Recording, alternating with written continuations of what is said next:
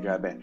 So, ito yung itsura ng ano. So, for the people na kapapasok lang sa channel, may nilagay akong link dun sa text channel ng water cooler, right? So, ang gawin nyo, go to that link, tapos may nilagay din akong event hash dyan sa channel, ilagay nyo dun sa event hash. Yung event hash dun sa page. Tapos, ilalogin kayo using your Amazon.com account. So bibigyan niya kayo ng isang AWS account. If you successfully log in through the entire process, di ba? It can be a bit long, pero just trudge through it. Lalabas dapat tong dashboard na to. So I can see a few accounts na nakapasok. I think there's like 5 of you na nakapasok na.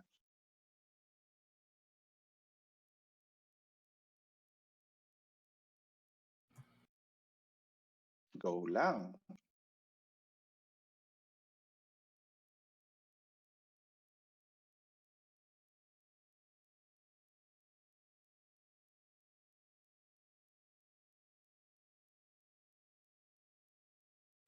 Ganda naman ng boses mo eh.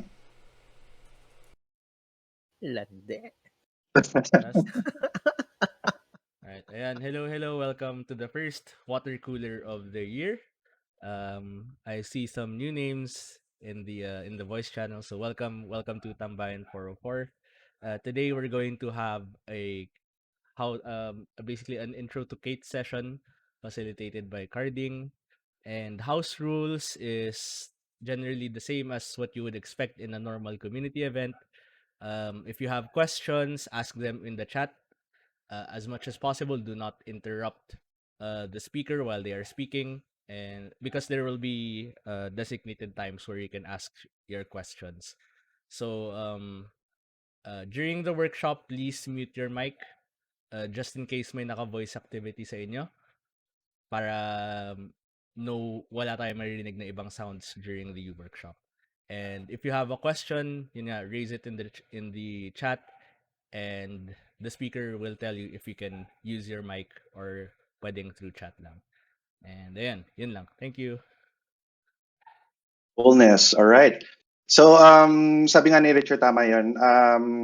Para lang sa lahat ng tao na lahat ng tao na nasa workshop, iba-iba rin naman kasi talaga experience ating lahat, di ba? So, some of you will be more beginners, some of you will be more experts than others. Please don't be shy if you have to ask a question. Pasok nyo lang sa text channel, ilagay nyo lang yung question nyo, tapos nakikita ko naman if there's a question that we should answer at that point in time, pag-uusapan natin as we go along. All right? So don't be shy asking your questions. Lalo na with something like Kubernetes and containers kasi napaka-komplikado niyang topic eh. I imagine a lot of you haven't really worked with it, or maybe even haven't really even seen it in action, and this is all brand new. So, huwag kayong mahiya magtanong, okay? So, okay. So, dumami uli yung mga tao. So, just before we start, let's make sure lang na nakapasok kayo dun sa AWS accounts nyo for today, right? So, again, punta kayo sa URL na to. It's dashboard.eventengine.run. Tapos, dun sa text channel ng water cooler, we have a hash na nalagay ko doon. Plug that hash in. Tapos, sundan nyo lang yung steps on logging in. You will use your Amazon.com account. So, FAQs, yung makakakuha kayo through that process ng isang AWS account. You can use that AWS account throughout the day, yung workshop. So, if you want to use it to follow through or try stuff out as we go through the workshop, feel free, be our guest. Wala kayong babayaran. It's completely free kasi kahit nakakabit yung Amazon.com, we get that question all the time. Nakakabit yung Amazon.com niya just to identify you, pero we don't use that to charge you. So walang problema. All of those AWS accounts are free. So feel free to knock yourselves out. Kung makalog in na kayo, you should see a dashboard like this. So I'm streaming my screen. You could be able to see it as well. So ganito yung itsura ng dashboard. So for anybody else who hasn't, meron pa sa channel na hindi maka-login? How do I log in again? It's right there sa channel. You visit a URL and then you plug in the hash. Heads up, Charo, your mic is very crackling sound. Staticky. Salt and vinegar. I still have a few accounts for grabs. Let me know if you can't log in. Kasi may hinanda akong 20 accounts, but I can create some more if kulang. Okay. For the people that are already logged in, the dashboard will look a little bit like this, right? You can log in through your AWS console through this button right here, this button named AWS console, easy as pie, right? Pero before you do that, I really suggest you set your team name to something, something we'd remember. So kung mari magka-problema si Pete with his account, I can go right into the exact account that Pete has para pwede kong tulungang ayusin. So put a team name there. Like my team is already named Carding. So just name your team something, something safe for work.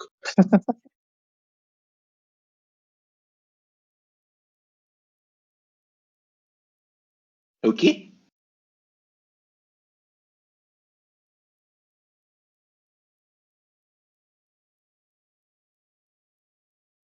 Anybody else who's having trouble?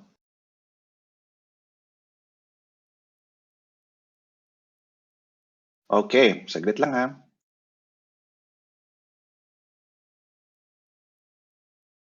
All right. Hindi, nagkamali. Napasok ko yung napasok ko yung account mo, Norm. So sorry about that. I have access to all of the accounts kasi then.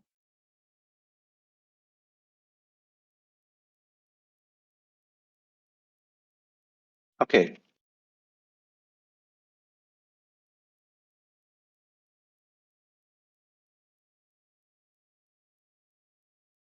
Just making sure that everybody's logged in. All right. Anybody who is not logged in, na sinusubukan maka-log in,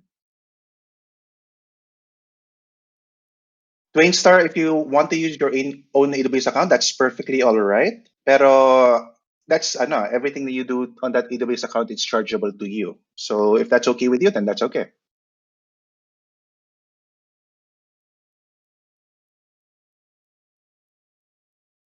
Okay.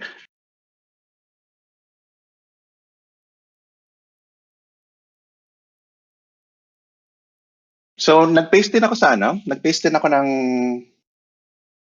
isang link, GitHub link sa ating text channel. So yan yung susubukan nating sundan. I don't expect na matatapos nating lahat. Hopefully we do. Pero just in case mapadali yung movement natin, a lot of the source files na gagamitin natin is already there. So just keep that URL on a browser tab somewhere. Okay? Hold on, just some final checks. Cards, sorry. Yes. 404 yung yung GitHub link na sinend mo sa amin. Oh, okay. Naka-private Naka-private yata. pala. Sorry. Happens all the time. Saglit lang.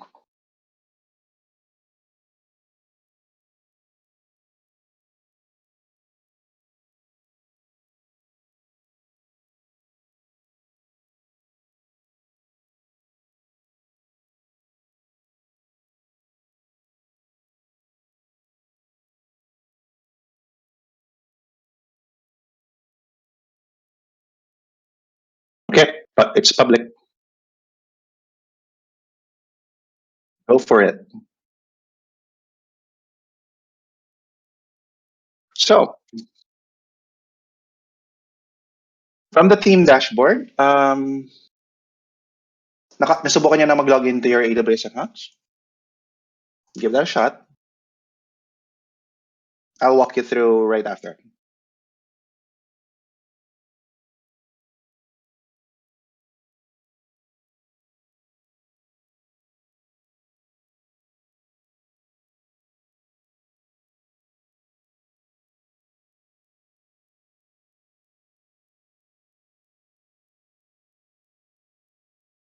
Okay, pending approval. Saglit lang. Pressure.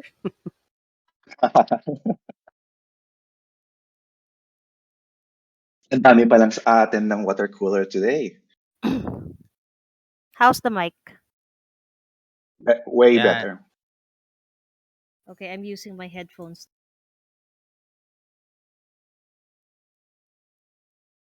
Is it supposed to be pending approval yung sa team name or kailangan o iba dapat lalabas diyan? Okay lang yung ano. Kung yung team name yung pending approval, that's alright. Okay. Okay, I see GitHub. So wait lang. Dapat ma-access yung management console, tama ba? Yep. So it will look like this.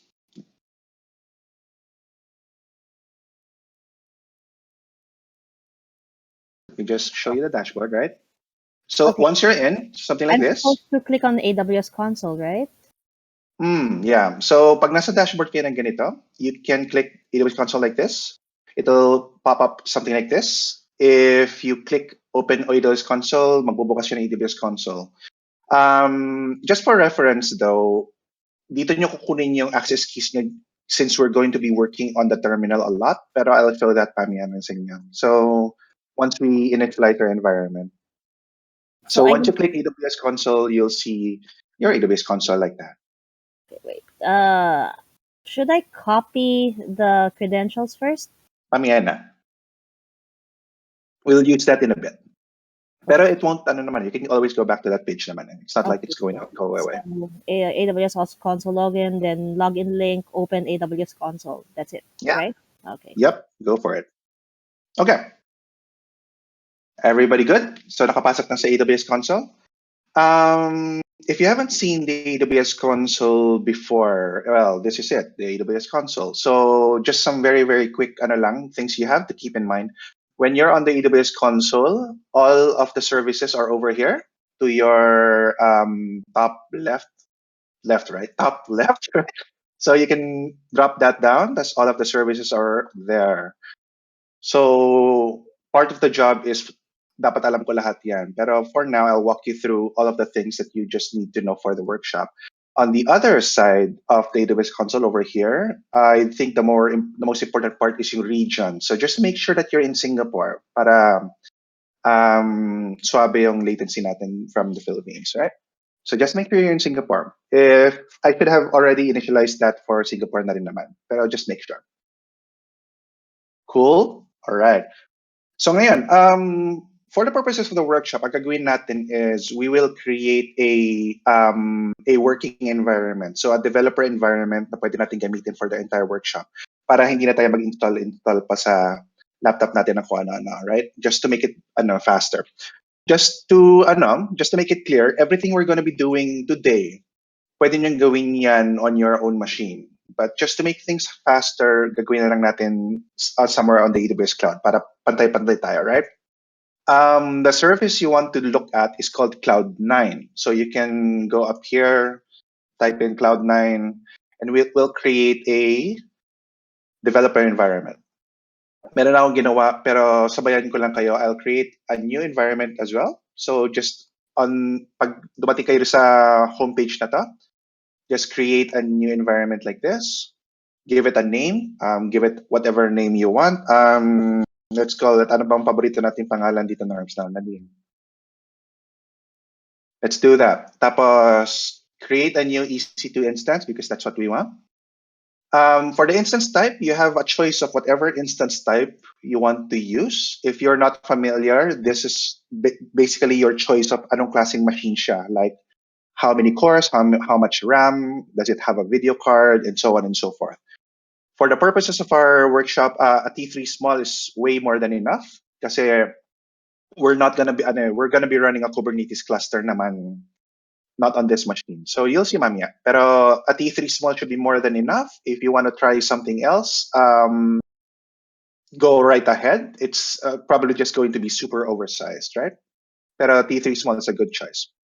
For platform, you can really choose anything, pero para makasabay kayo with what I'm gonna be doing, just do Amazon Linux 2. If you're more, I don't know, savvy, you can try Ubuntu, pero you'll have to install a lot of things manually. So I'd recommend Amazon Linux 2 na lang muna. Then everything else is okay. One of the things I do, since the workshop's going to be 4 hours long, I change this to something like after a day or after 4 hours, parang ganyan. Kasi what Cloud9 does is if you're not using it, if it's idle, mamamatay siya automatically to save you costs. Pero we're gonna be working on it the whole time naman, so that's okay. After everything, so create a new EC2, T3 small, Amazon Linux 2, your cost saving setting of your choice. Just next step, it'll ask you to confirm, just confirm, create a new environment. It will look a bit like this. So that will take a bit. Ang ginagawa niyan is that it's creating a new virtual machine behind the scenes, new EC2 kumbaga, if you're familiar. Tapos it's installing a lot of like common developer tools, so stuff like Docker or Node or Git or PHP or Python, all of those things. I think it also has Ruby just in case, mga ganun. It'll take a while.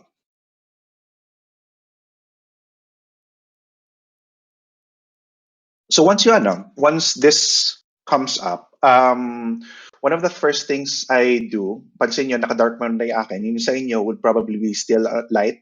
Up to you if you want to change it. Right here, so I normally change it to dark mode. I make sure it's on Vim kasi I'm more comfortable with Vim. Tapos, what I normally do is kung pansinin nyo, it looks a lot like VS Code, like if you're familiar, or your favorite IDE. So I close that bottom panel because I don't normally use that. I close the welcome tab kasi that doesn't really do me any good. Then I open a new terminal. Tapos that's essentially where I work, right? So this works a lot like your Visual Studio Code. So you can upload files by dragging them to this area here. You can download them as well if you'd like.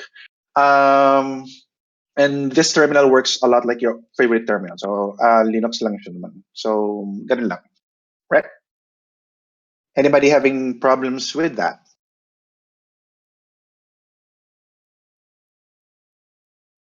Cool. So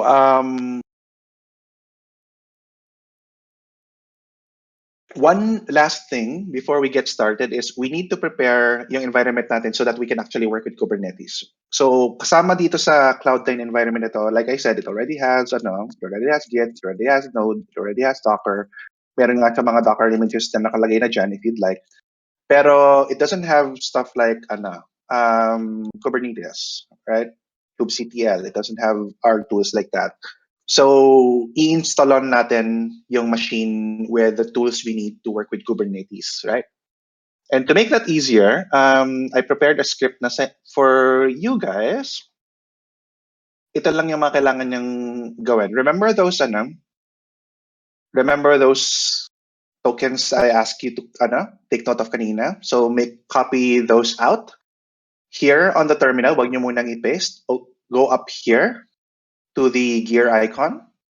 Tapos open nyo lang yung preferences. One of the things that Cloud9 kasi does is minamanage niya yung AWS permissions mo, so you don't have to, right? Working with Kubernetes is one of those very rare exceptions that you want to override that kasi nakikialam siya. So you want to turn this off. So go to preferences, AWS settings, down here on credentials, turn that off. Kasi we want to work with our own credentials. Tapos, close that. Yung sa event engine, copy those here, right? Tapos just paste and run that on your Cloud9. So, ganun lang.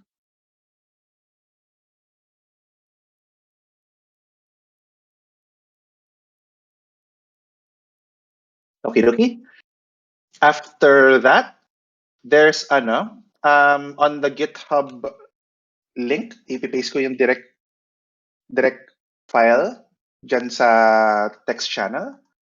Then sa pinakababa, meron dyan isang command which starts with curl silent So just pop that in like that. And it will install yung everything. So yung preferences is up here, top right, yung gear icon. So go into preferences, AWS settings on the left, tapos credentials over here.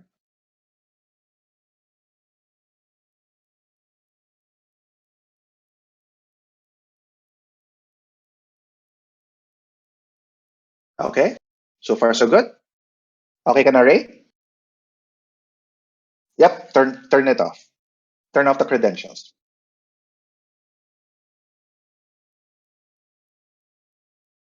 So 3 steps, na? You go into the preferences, you turn off yung credentials. That's step number 1, turn off the credentials. On your terminal like this, you paste itong mga export na to, which is on your dashboard, right? Pop that into the terminal. Copy that. Then paste that into the terminal like this. Then, that's step number 2. Step number 3 is dun sa GitHub. I gave you a link, yung curl silent na ganyan. So just paste that in.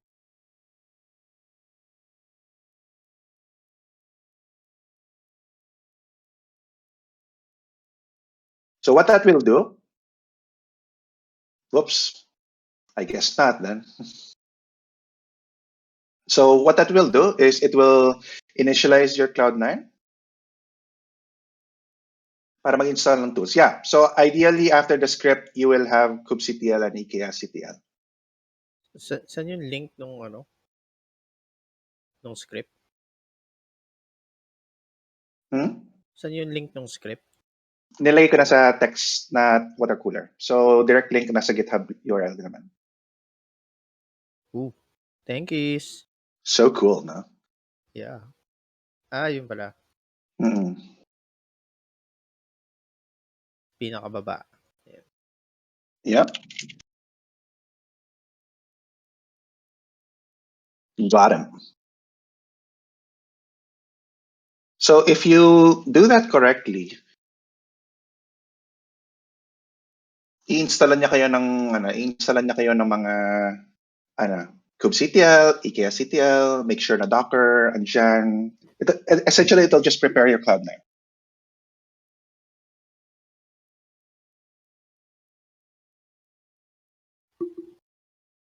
After that, we can really get started. Ang haba, no? Medyo kasi tayo, masyado talaga siya maraming ginagawa.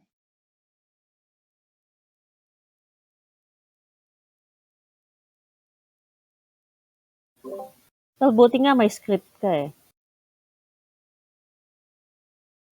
Nga eh. So, yung curl na silent ganun, you don't have to change anything. Just paste that right in. Kasi ang ginagawa niyan is I prepared the bash script somewhere sa GitHub. As a gist, actually, it'll pipe that into your shell para mag-install. So you don't have to change anything. Pwede nyo rin gawin sa local. Hindi, not really. Kasi it depends on a few things na Cloud9 has. Oo. Sana pwede, no? Oo. Para mabilis na lang, no? Yung So essentially, install via local yung k8s. Yeah, Pwede naman, actually, pwede nyong gawin yon. I mean, I've done it. I have it on the other laptop. Hindi ko lang binuksan yung kabila. It's just, it's very finicky. Kasi kahit tingnan mo kung hindi mo basahin ng husto yung documentation ng k8s, malilito ka kung anong i-install mo. Yun eh. So, this is better because at least naka-script na siya. Mamaya nyo na isipin kung paano mag-install. So, just to be clear, wala pa naman tayong ini-install na Kubernetes at this point. So, puro mga client tools pa lang. We'll get right to creating a Kubernetes cluster right after this, actually. That's okay. So, yung mga nakikita nyo na gumagawa siya ng instance profile, gumagawa siya ng mga nagdi-delete siya ng mga ganyan, that's fine. So, yung ginagawa ng script is it cleans up your machine and just make sure na So, pretty much at the end of it all, yung script na yan, na ginagawa niya, it really does 2 things. It makes sure na meron kayong Docker, yung kubectl tool, yung ekctl tool, ano ba yung iba? Node? It does have Node, kasi gagamit tayo ng Node mamaya. Your Node version is now 14.15, mga ganun bagay. Tapos binubura niya yung Docker images here. So dapat wala kayong Docker images there. Which reminds me that I should clear up my Docker images na rin. So far, so good? Yeah. Cool. All right. Okay. So, ngayon tayo magsimula na talaga. So, May normally... nagtatanong, sorry. sorry, may nagtatanong daw, is this a prod setup or just a sandbox? Well, yung ginagawa nyo ngayon, it's just a dev environment, right? What we're gonna be doing, yung mga ipapakita ko sa inyo, you can use that for either a sandbox or a prod setup, up to you. We use it more for prod because of a number of different reasons. Most of the time, if you want to work with Kubernetes as a sandbox, one option available to you is yung sinasabi ni Charo kanina na you run Kubernetes, you run Kubernetes on your local. Normally, you do that with something like Minikube. Pero the way we're going to be doing it today, it's good enough to run you for production. Pero up to you if you want to do it sandbox. In Cool. case any of you decide to look up the, manual kayo mag-install ng Kubernetes on bare metal. Makikita nyo kasi sa site ng Kubernetes, there's two ways of installing it eh. One is for learning, and that is not what we're doing right now, I think, right? The setup that we have is not the one for learning. The setup we have is the one for production. For Correct. learning kasi, yung learning na variant for installing Kubernetes can also be used for development purposes. Yung production portion pero the production portion kasi is the one that's more stable. So kahit na for production siya, ginagamit din namin for development din. Yeah. So there's a number of things kasi na you have to remember you take into account when you're running a production system, and one of those is stability. So I'll show you mamaya how we do that normally for production systems as well. For now, let's get started na rin with creating the cluster muna. So if you have the GitHub repo on one of your browser tabs, yung nilagay ko na sa pinakasimula yung create a cluster kasi this normally takes around 20 minutes, mga 20 minutes. So we get it started, we set that aside, tapos let's talk about other stuff muna while it's creating, right? So if you go to the first module here, meron siyang isang file called the cluster YAML, right? So ang gagawin lang natin muna, just copy that over, yung laman ng cluster YAML, kahit copy nyo lang muna ng ganyan. I'll explain right away, right after this, kung anong ginagawa niyan. Pero right now, just create a new file somewhere here.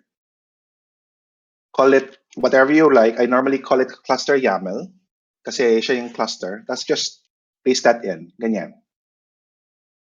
So one of the things you'd very quickly notice when you're working with Kubernetes is everything, absolutely, actually I wouldn't say absolutely, pero pretty much near absolutely everything you can deploy on Kubernetes can be described in this way, like a YAML file, and I normally call this a manifest.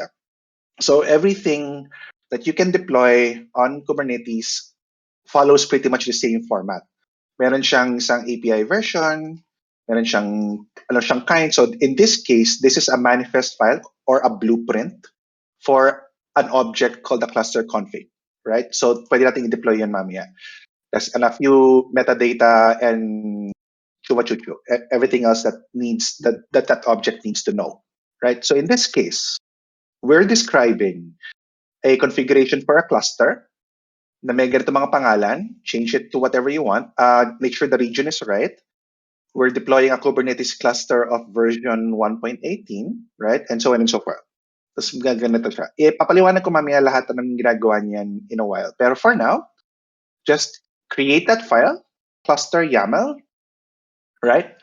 Then go back into your terminal, and to create that cluster, type nyo lang EKSCPL, create a cluster, and then you point it to file, ano yung blueprint na gagamitin niya, and that is your cluster YAML, right? So just pop that in, and it'll start creating stuff like that. Meron na akong EKS cluster, so let me just create a new one. Let's call this my Tambayan 404 cluster. Right? Let's see if that works. There we go. So gagawa lang siya ng ganyan. So it will just create a Kubernetes cluster for you. Tapos iwan nyo lang yung terminal na yan na tumatakbo dyan sa likod. If you need to just create a new terminal para hindi nyo istorbohin yung terminal niya kasi it will take about 20 minutes. Right? So at this point, malamang marami sa inyo may mga tanong, what are we exactly doing? Ano yung ginagawa ng Kubernetes cluster na yun, and so on and so forth. Promise, babalikan natin yun mamaya. Right now, it's not important. Sinimulan lang natin yan kasi it takes a lot of time. So, dyan muna yan. What I want to talk about now muna is, if you accidentally close your IKEA CTL tab, malamang hindi matatapos yung hindi matatapos yung pag-create. So, just open a new terminal, then run it again. If you accidentally close the browser tab, that's okay. Pero weird dito pag if you close this tab, it stops kasi the process stops. That's okay. So just create it again. Okay. So at this point muna, before we even get started with Kubernetes, I want to talk more about what it really is for muna and why is it so important? Why is it so popular and so on and so forth, right? That's okay. So yung CloudFormation stack, it takes a long time. Diyan lang makita yung yan. So don't worry about it. Just as long as it's not spouting off any error, that's fine. Kuha muna kayo kape. Okay. So for the people that don't know, basta green lang. For the people that don't know, Kubernetes is really a tool for managing containers. Formally, technically, we call Kubernetes a container orchestrator, right? So, ang ginagawa niya is, as the name suggests, it orchestrates your containers. Kumbaga, sasabihin mo kay Kubernetes na, oy, gusto ko magpatakbo ng itong container na to, I want 3 copies of it. And Kubernetes will take care of that for you. Kumbaga, parang ganun. I'm definitely not doing that enough justice. I'll show you mamaya a lot of the stuff that it can really do. Pero before we even get into that, ano muna yung containers, right? Can I get a sound off sa text channel kung sino ang hindi pa marunong gumawa ng containers? Yeah, cool. Perfect. So, that's nice. Cool. All right. So cool. I imagine a lot of the people on a lot of the people on the channel know what a virtual machine is, diba? So yeah, parang Oracle. So ang idea behind containers is very, very similar to what a virtual machine is trying to solve. So the idea behind it is that if you want to run an application on a machine, like a bare metal machine, yung gaming rig mo or yung laptop mo, right? The general best practice recommendation is you only run one process on that machine.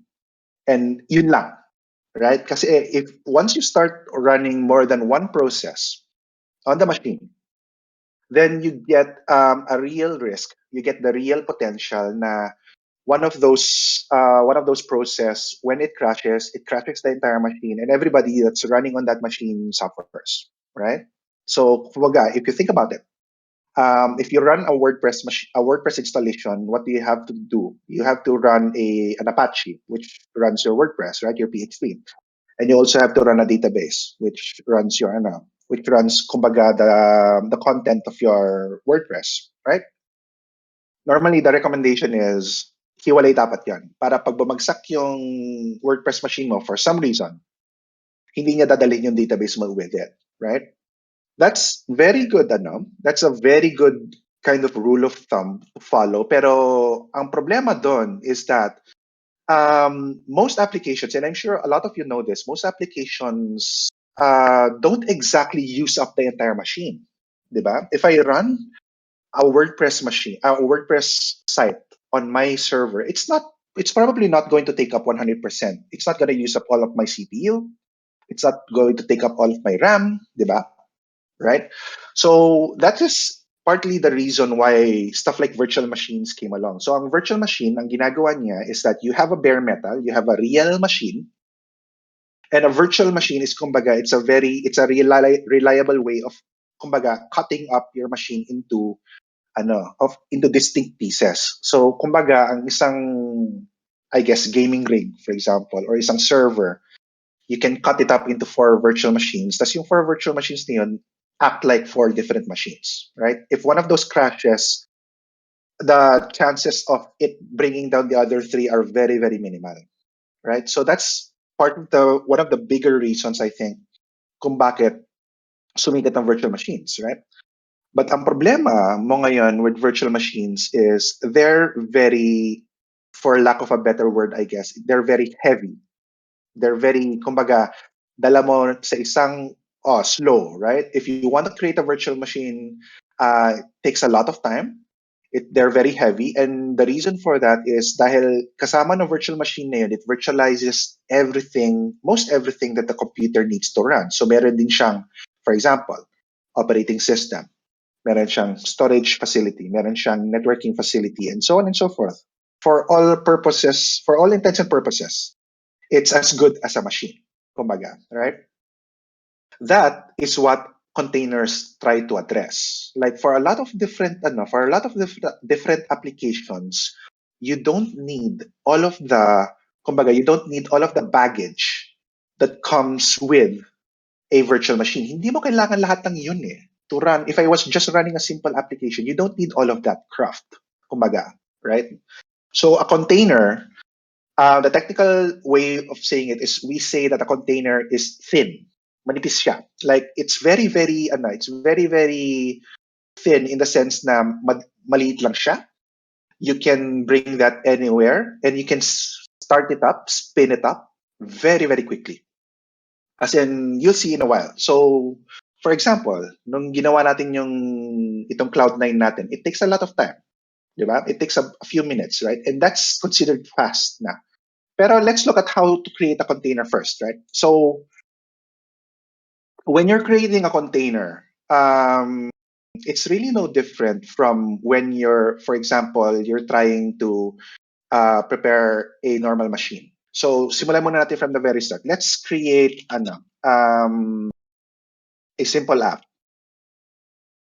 So, on my terminal, gagawa lang ako ng isang directory. Let's try creating a very, very simple node application. So, yarn init. Yep. There we go. So, gagawa lang ako ng So, napapansin nyo, dito sa Cloud9, if I'm creating stuff on my terminal, lumalabas din siya dito. So, anything you create on the environment folder, lumalabas siya dito. So, just Hindi, matagal talaga yan. So, don't worry.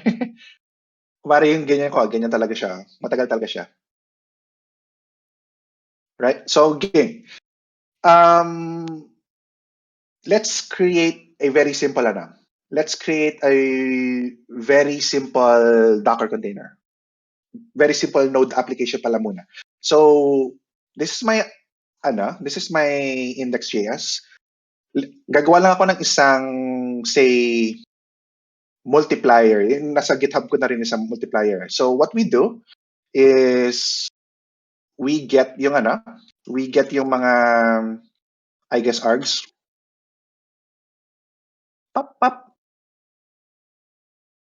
Args VPN. There we go. So if you're not familiar with Node, ang ginagawa lang nito is kinukuha niya lahat ng binigay mong argument dun sa command. So let me show you what that means. So log muna natin to. I go back to this. Close ko na muna yung okay. That's probably better, no? So pag ginawa ko yan, oops. Oy, anong ginagawa ko?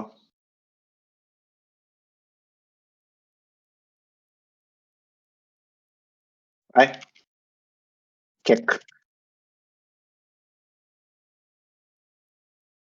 Kaya nga ako gumawa ng ano eh, di ba? Kaya nga ako gumawa ng GitHub para may reference ako pero hindi ko naman ginagamit. So, node index, kumari 1, 2, 3. Nakukuha ko dyan yung ano, yung arguments ko. Right? Vim should work, no? Vim mode, okay. Minsan depende sa browser, I think.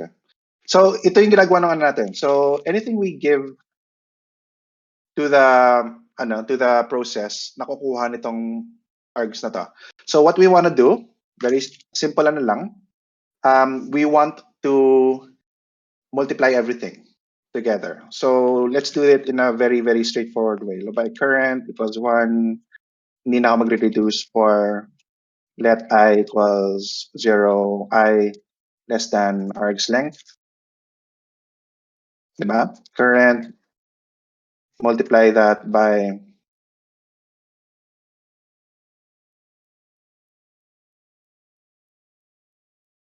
log current. Does that make sense? Tama ba yung ginagawa ko? Let's do that. Yay! Right? So I'm just getting all of the numbers I give my application, then I multiply everything together. Right? Let's make this a little bit more readable.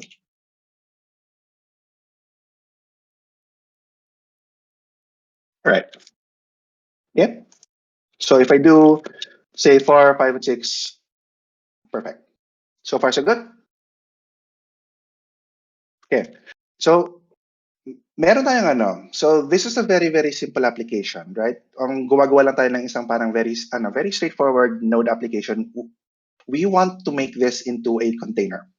Ngayon, when you want to make containers, normally the correct way of saying it is you want to make a container image. Kasi yung image, kumbaga, yun yung blueprint wherein containers run. So yung, kumbaga, in object-oriented programming, yung image yung class, tapos yung container yung object. Kumbaga, so new image equals container. Parang ganun. So when we want to make a new Docker image or the container image, we use a file called the Docker file. And a Docker file looks a lot like this. So create a new file lang dito, same folder, name it Docker file, as in capital D. I don't know why they went with that. Pero the traditional file name is called the Docker file with a capital D. Right? Tapos, close ko lang to. Tumatakbo pa rin yung oh, ayan, tumatakbo pa rin yung tumatakbo pa rin yung IKEA CTL ko. Sa inyo, dapat tumatakbo pa rin naman yan. Then I open my Docker file, right? So a Docker file is just a step-by-step list of instructions that Docker is going to follow in building your Docker image. If you want to look at the Docker file, if you want to look at the various commands that you can do with a Docker file, nandito na naman siya. So Docker docs mismo has a very good reference for Docker files like here. Marami siyang mga commands, pero I'll show you just some of the more basic ones that you're probably going to be using all the time, right? So anytime you want to create an image, you generally want to start from a base image. Like, anong image yung gagamitin ko as my foundation, right?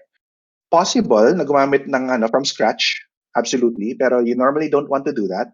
So you normally want to start from some foundation. So say this is a node application. So a very good starting point for me would be a container that already has node installed. Kasi it's a node application, right? One of the fastest ways to look for a Docker image is just here, sa Docker Hub. So you can go Docker Hub. Let's say I want to look for a node image. Ayan. Even better if it's an official image. So you can just go there and look at the different Ito yung mga Alam ko marami yan. Ito yung mga tawag natin dito is mga tags. So I'll show you how you use that. Pero right here is yung node, yung image name niya over here then. Right? So what you can do is over on your Docker file, you specify a base image, right? So you can do that by saying from. So sabihin natin from node, if I want a specific version or a specific tag, like these guys over here, right? I can specify that. So for example, kung gusto kong gamitin yung 14.15 for that Alpine eclat, I can just colon 14.15 for that Alpine blah, blah, blah, blah, blah, blah, right? So I can use that. Pero for my purposes now, since I am using, and you should be using, node 14.15, pakita ko sa inyo, right? 14.15.4. You can, just to make sure that you're on parity with that, pwedeng sabihin mo na ganyan. So from the node image that is tagged 14.15.4, and that's going to be somewhere here. Papagalitan ka naman niya kung wala, right? So tinitingnan ko yung error ni, Oh.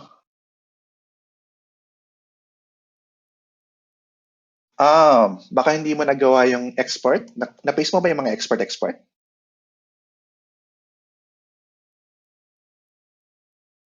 Let's take a look at it in a bit, right? Tapusin ko na ito. So, normally you start your Docker file like this. You specify a base image, right? And then from there, instruction for instruction, you build on top of that image, one by one, right? So, if you're if you're familiar with Node, normally ang kailangan mo lang naman is yung package JSON and all of the source files, right? So what I can do is I can copy yung package JSON na nasa labas inside. So copy what file and then where in the image. So ang itsura niyan is parang copy where to where in image. Parang ganyan. From where, ganyan. Right? So, ang ginagawa ko dito is I'm copying yung package JSON ko na nasa labas and then putting that inside the image.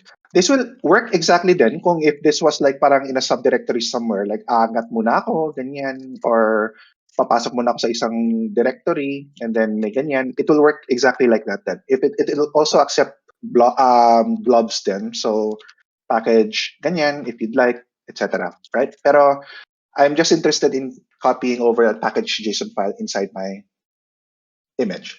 Then, in anything na node you want to run, kahit wala tayong in-install na dependencies, right? So you want to run npm install, gagamitin natin yung package JSON na yun to run npm install, and then you copy everything over. So in the index.js overlay. Make sense?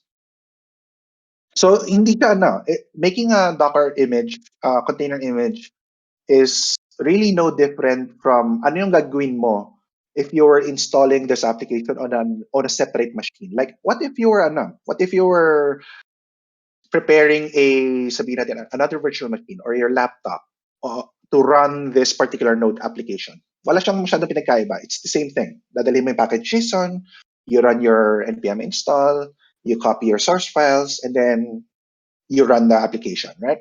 So, at this point, pwede mo nang sabihin sa kanya, since we're done, right? So, pwede mo nang sabihin dun sa Docker file, ano yung tatakbo when I start this container, right? So, the normal way to do that is you specify what's called an entry point. So, an entry point is ano yung tatakbo when I run this container. At ang gusto kong tumakbo is node index, parang ganyan.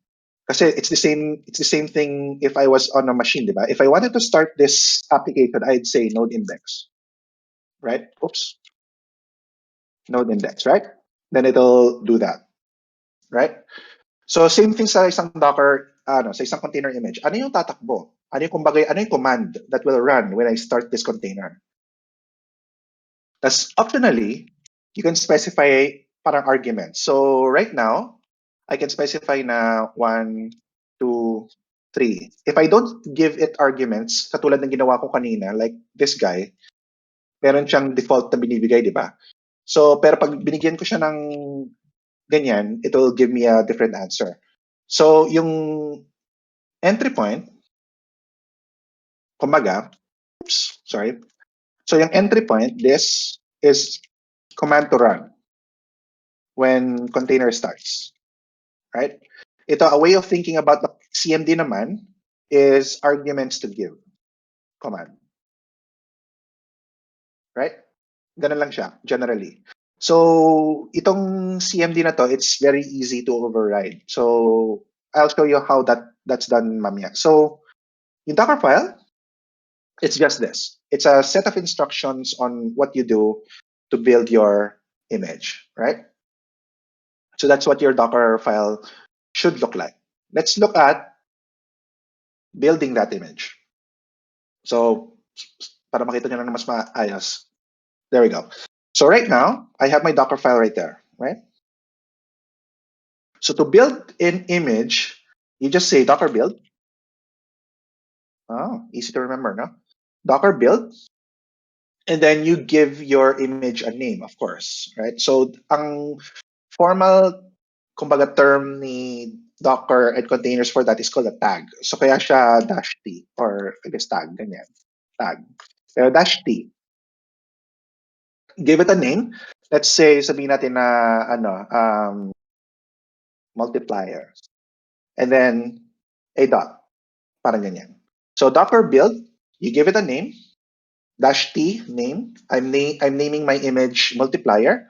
And then you give it a what it calls a context kasi. So for most purposes, that's just going to be the current directory. So that's a period on Unix systems.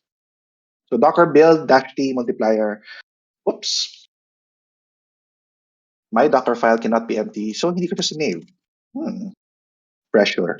So there we go. So if I do that,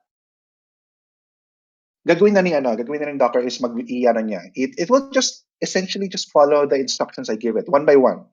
So ang una niyang gagawin, nakikita niyo yan dito, yung step 1 of 6 because there's 6 steps I named dito sa Docker file ko. So step 1, sabi niya, you wanted this to be on a node 1415, so kukunin niya and then it'll just go through every single one of those steps until it's finished, right? So at the end of it all, yan. You will have, clear ko lang tong screen ko. There we go. You will have a Docker image, which is yung multiplier right there. So napansin nyo, I also have a node image there kasi dinownload ni Docker yung image na yun kasi kailangan ko siya as a base. So kinuha na niya for me. So makikita niyo yan on the same machine. So you now should have 2 images. One is your base and one is your image that you created. Right? Everybody good? So it's pretty much just that. If you want to create a Docker image, you just use a Docker file, and then it just pretty much cool. So isa sa mga mapapansin nyo is, pinakita niya 942 megabytes, di ba? That's not additive. Right? So pag sinabi mo, meron ako isang image, 942 megabytes. Isa pa akong image, 942 megabytes din. That's actually not, yung total size niya is not 942 times 2. Kasi, remember that itong image natin yung multiplier, this actually builds on top of this image in node 14.15.4. So, kumbaga, yung laman ng multiplier na image is just the delta from the node to the multiplier. Pero that's a more intermediate topic. Just to be straight, hindi yan total, kumbaga. Very good, good eye. There are different ways then to make sure na your Docker images are very as small as possible. And that's really what those if you go back here, that's really what those slim images are for. Yan, nakikita niyo yung mga slim na yan. That's really what those are for. So maybe if we have time, I'll show you how to use those. Cool. All right. So ngayon, so again, Just reiterate, no? Docker build creates an image for you. Docker images lists all your images for you, right? To run a Docker container, I'm guessing you already know Docker run. Very good, no? So normally, ang command lang to run a Docker image is Docker run, then the image name. Oops, image name, right? Like that. So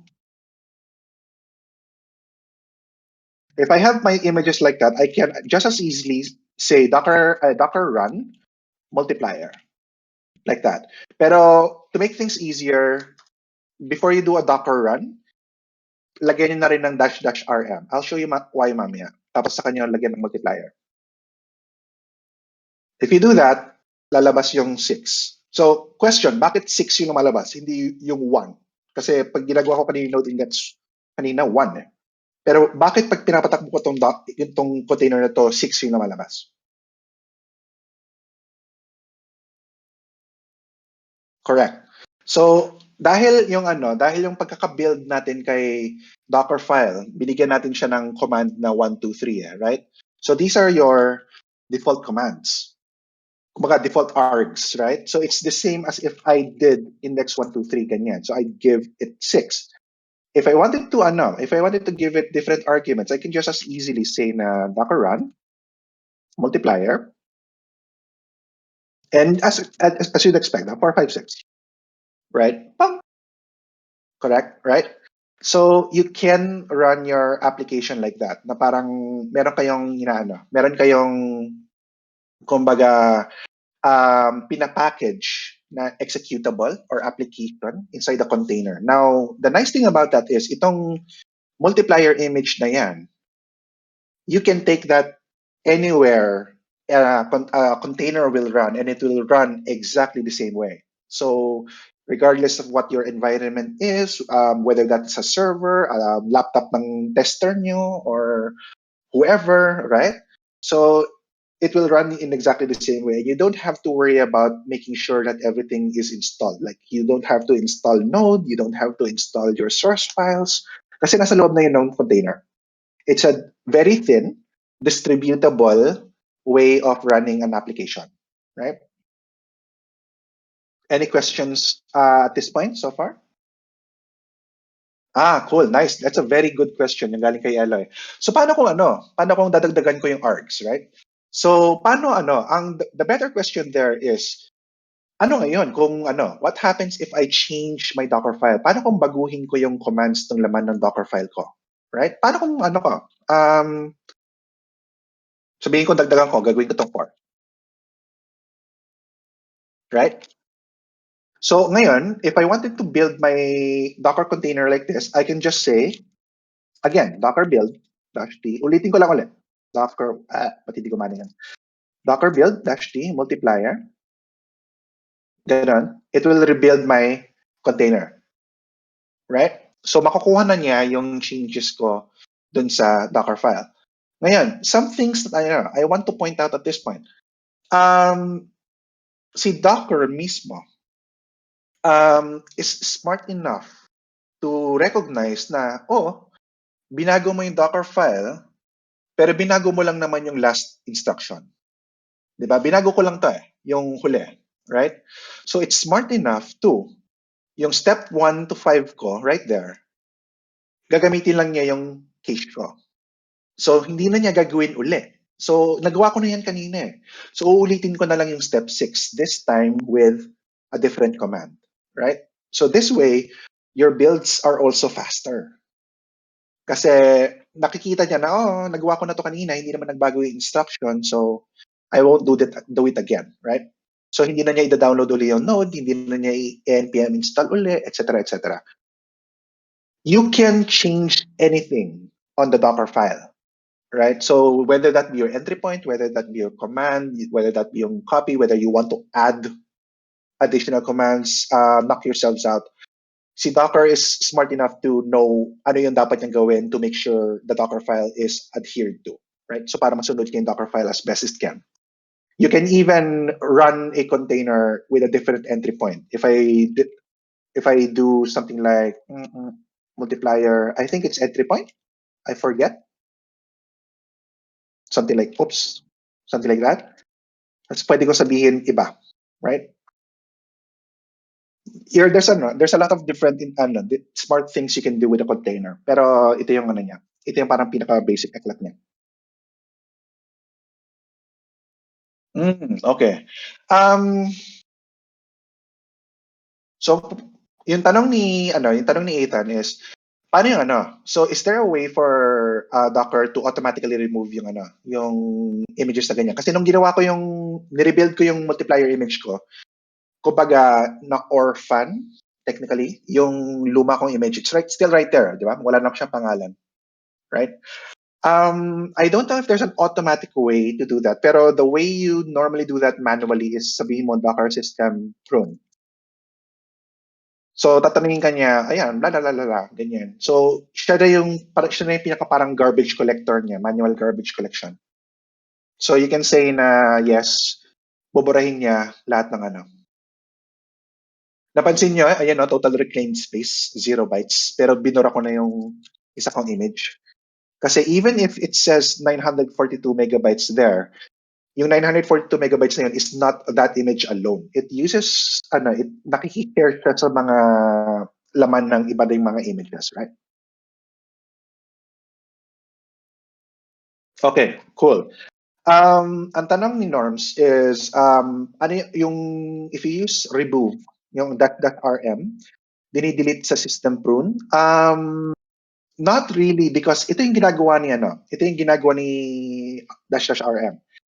If I run if I run my image like this, 1, 2, 3, 4, 5, 6, 7, 8, 9, 10, oops, like that, up, diba? What it actually does is, your images are still there, pero remember what I said about yung images are blueprints, and when you run it, gumagawa siya ng container, right? Yung container yung actually tumatakbo. The image is just a blueprint.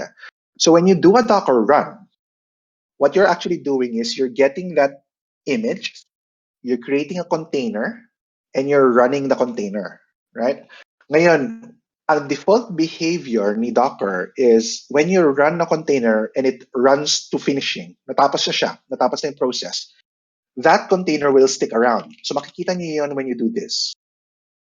Docker PS yung command naman to show yung mga containers nyo, right? Docker PS, like that. So Docker PS, by default, will show you all running containers. If you do Docker PS -A, which is all, it'll also show you containers that are stopped. So nakikita niyo, ayan may naiwan akong container dyan. Normally, I don't like that. That's why I do the --rm. So if you do the Docker run, --rm, once your container is done, it will automatically delete the container na rin. Otherwise, it won't. I wonder if I think Docker System Prune also removes that kasi all stopped containers. So if I do that, papatayin na i-delete niya yung container na yan, which is nice. And really up to you. If it's if your company culture, your engineering culture prefers na you keep containers around, why not? Pero personally, I don't like keeping them around. It also helps drive that philosophy na containers are supposed to be temporary. They're supposed to be they're not supposed to be permanent. So it helps me in thinking that way. Pero really up to you. You can stop containers. You can start them again. Right? So kung yung container mo may ginagawa na something that you want to get back to, you can start them again. Personally, I really try to actively avoid that kasi that means that my containers become stateful instead of stateless. And I prefer my containers being stateless.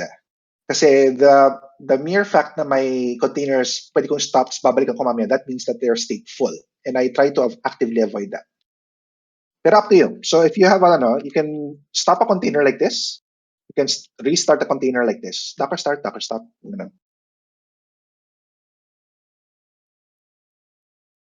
right? Okay. Well, a stopped container, technically when it starts, it's pretty much a clean slate then. Pero if you're using stuff there na medyo stateful, like say, a volume or storage, mga ganun, then andun pa rin siya, right? It'll stick around. That's not inherently bad. So it's not a bad thing, I'd say. Pero as much as possible din talaga kasi, I try to err towards na ang container is dapat stateless. So ayan. Pero like I said, if it solves your use case, why not? Okay? Let's try something a little bit more involved. Gawa tayo ng isang container na hindi one-off application. Gawa tayo ng isang container that's a long-running process. Kumbaga, web server. It's a container that's meant to keep on running, right? So let's do that. Gawa tayo ng isang bagong folder for it. Balik ko na lang to dito. Ay, ano ba to? Sige na nga, iwan ko na nga dyan. Ayan, game. Gawa tayo ng isang bagong folder. Medyo pahirapan ko kayo ng konti. Gawa tayo ng isang server that serves a React app. So isang simpleng create React app, pero i-serve natin using Python, right? So let's use two different programming languages. Isang JavaScript that will build the React app, tapos isang Python that will serve the actual website. Sound good? So, game. Isang folder na to, ganyan. We can do, simulan pa rin natin kanina, yarn init, like that. Oops. Right? Dapat ba nag-yarn init muna ako o ano? Yarn create React app dito. Oh, there we go. Oops. Sabi na nga ba. So, dapat hindi ko muna ginawa yan. Tanggalin, wag kayong mag-yarn init. So, clean slate. Yarn create na lang ng React app, diretso. Maarte nga pala si Kra.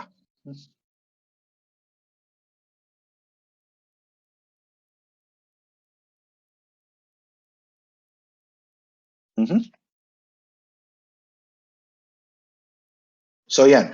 Ang ginagawa ko is I'm just creating a normal React app like this. So what happens if you're not familiar with how CRA works? Meron siyang build that will build a static site, kasi you just have to be able to serve that one way or another, right? Pakita ko how that works. At this point, tapos na ba yung cluster? Yes. So dapat tapos na yung cluster nyo by this point. Can everybody check? Wala naman nagka-error and so on and so forth.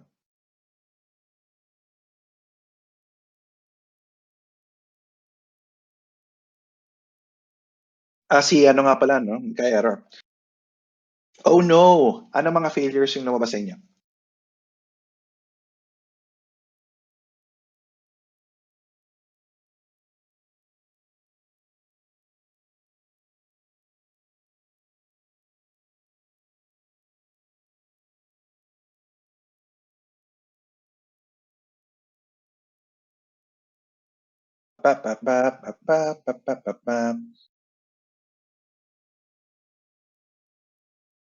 Okay. So, yung mga nag-fail, Rick, I think si ano din, ito yung nangyari. So, I don't think you did the credentials correctly. Ito yung kailangan niyang gawin. So, sa preferences niyo, did you turn off yung this guy?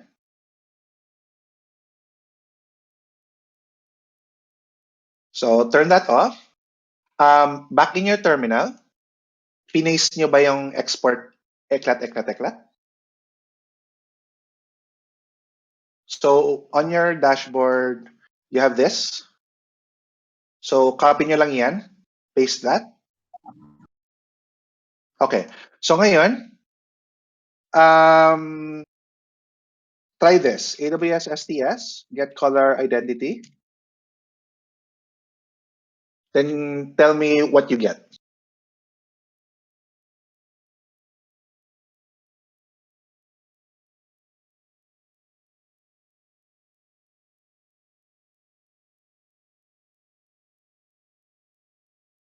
Ayusin lang natin to, guys, saglit lang. So yung mga sa iba, just make sure that your CRA initializes like this correctly. Right? Okay. So hindi dapat yan yung nakikita nyo, I think. Hindi dapat yung team role master key. Let's try napatay nyo na yung manage credentials nyo. Close that terminal. As in, patay nyo yung X na ganito. Magbukas kayo ng isang bagong terminal. Like, ganyan. Pop. Like that. And then, dyan nyo i-paste yung export eclat. Kasi baka nag-cache yung credentials niya. It's not a technical demo if nothing goes wrong, di ba? So, okay. For everyone else, meron na dapat kayong isang create app like this, right? Like this. So magkakaroon kayo ng a lot of different files actually. Like that.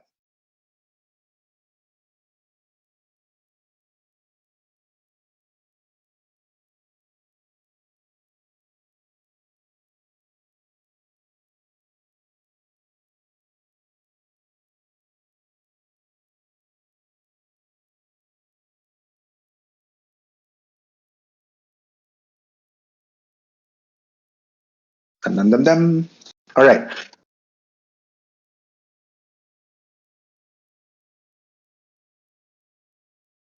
Palitan mo yung pangalan doon sa cluster YAML rec. Kasi meron na siya sinimulan kanina in that field.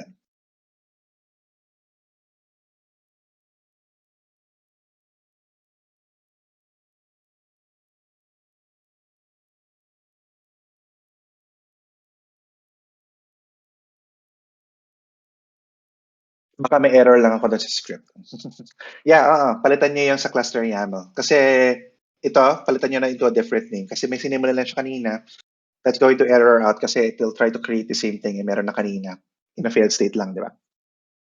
It's kind of a weird thing with CloudFormation. Okie-dokie. All right, so just create a new terminal, saksak niyo yung export doon, and then run the ulit. Cool, all right. So, balik tayo sa create React app, right?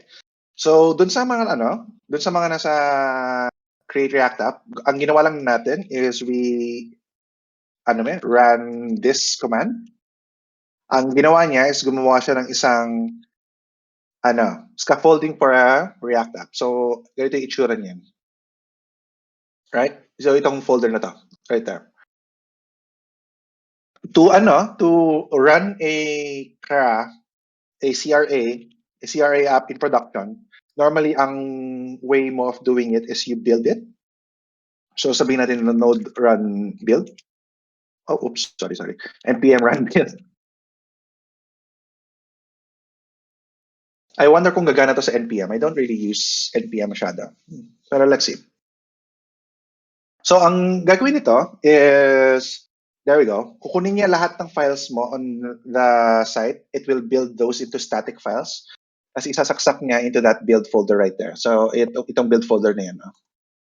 So, to run this in production, you normally have to go into your build folder and serve these files as is. So, pwede natin gamitin kumari Python. Python-m, HTTP server, expose that on port 8080.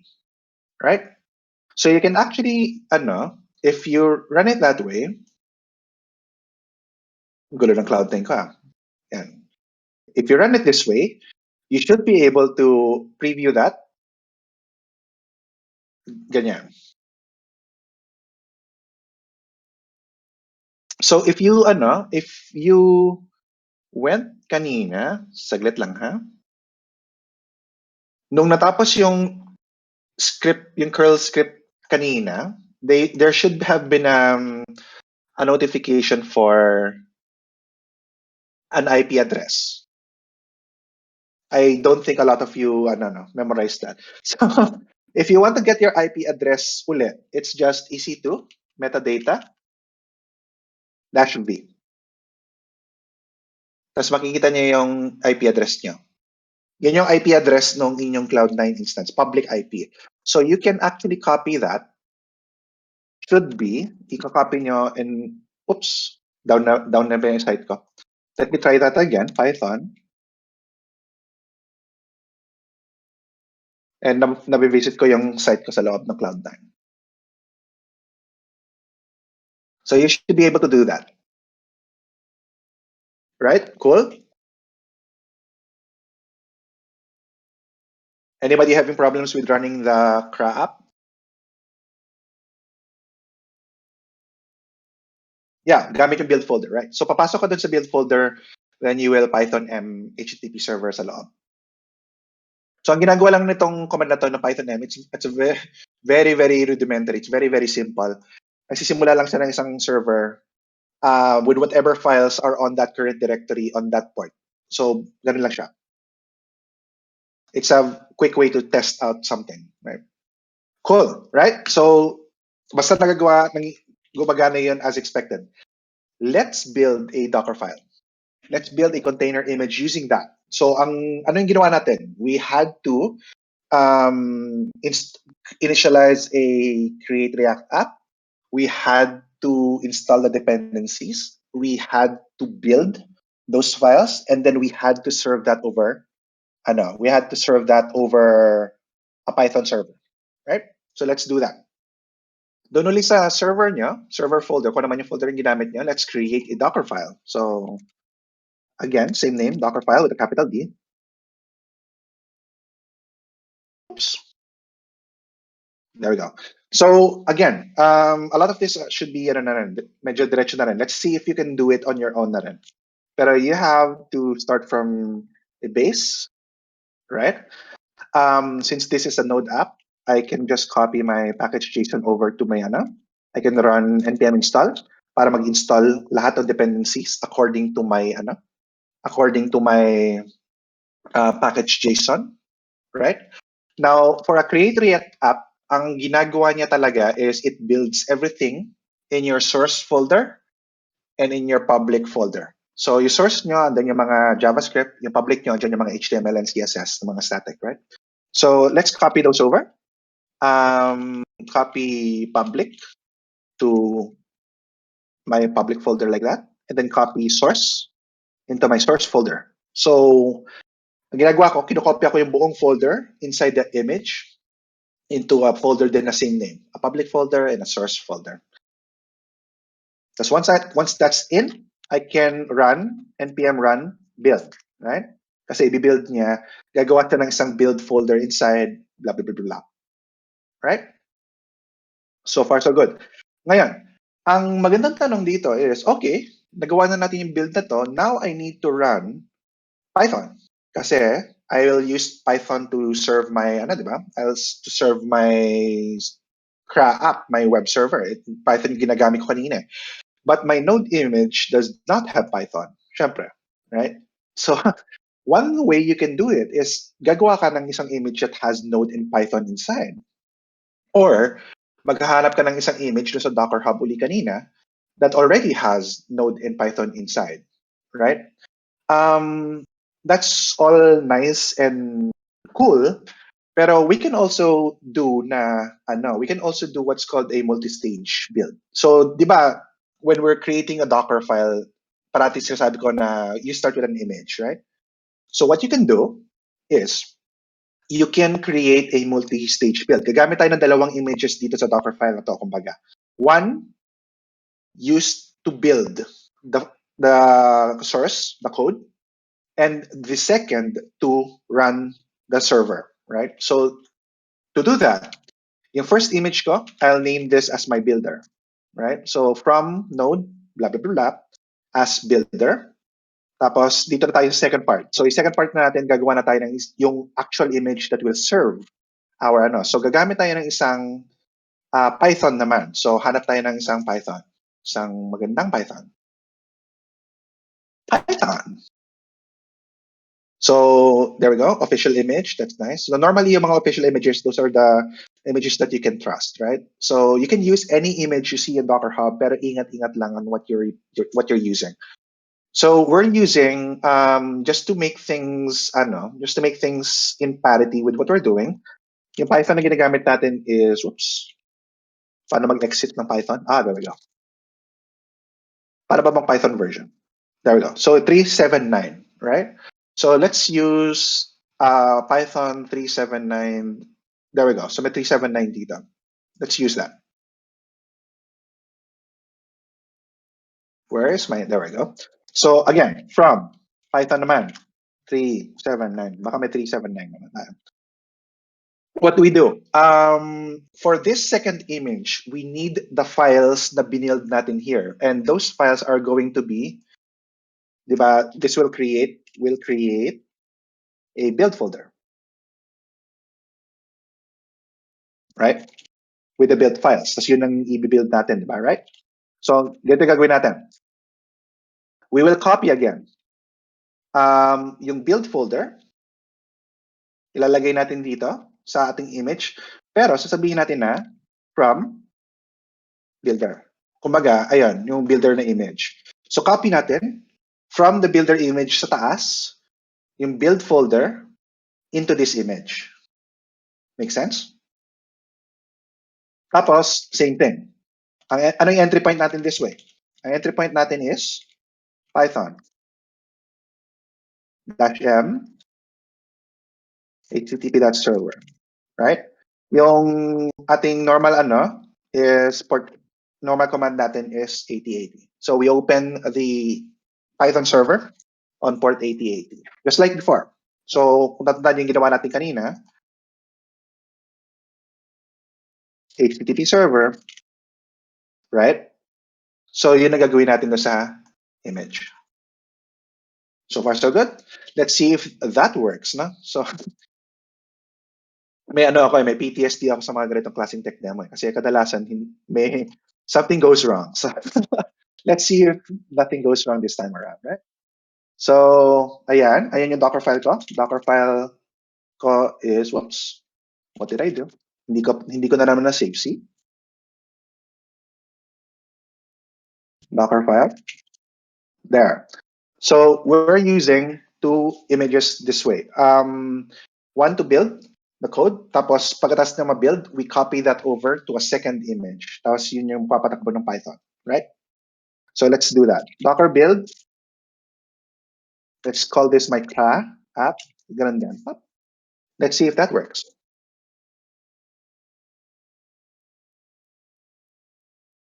So for the people, habang nag-build to, right? For the people na have their Kubernetes clusters up na, just to make sure, kubectl get ns. And you should get something like that.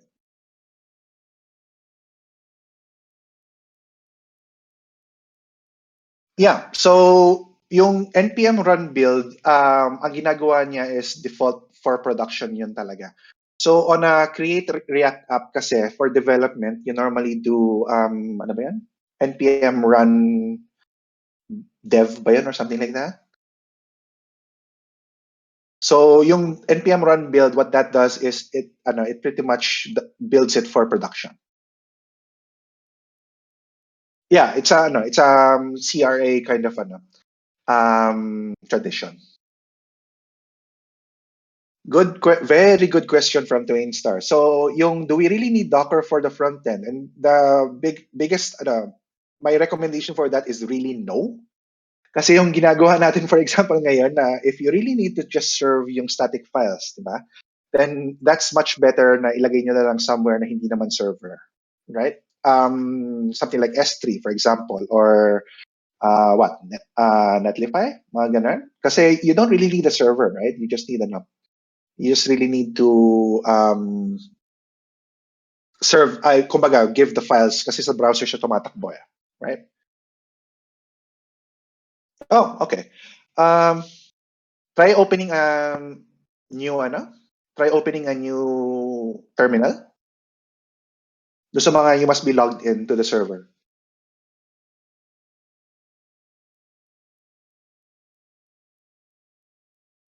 Doon sa tanong ni Ethan about the yarn lock and the package lock, yes, ideally. You should also copy that into your into your image.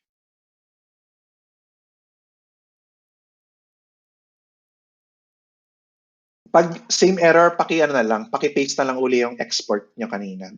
Let me know if that works.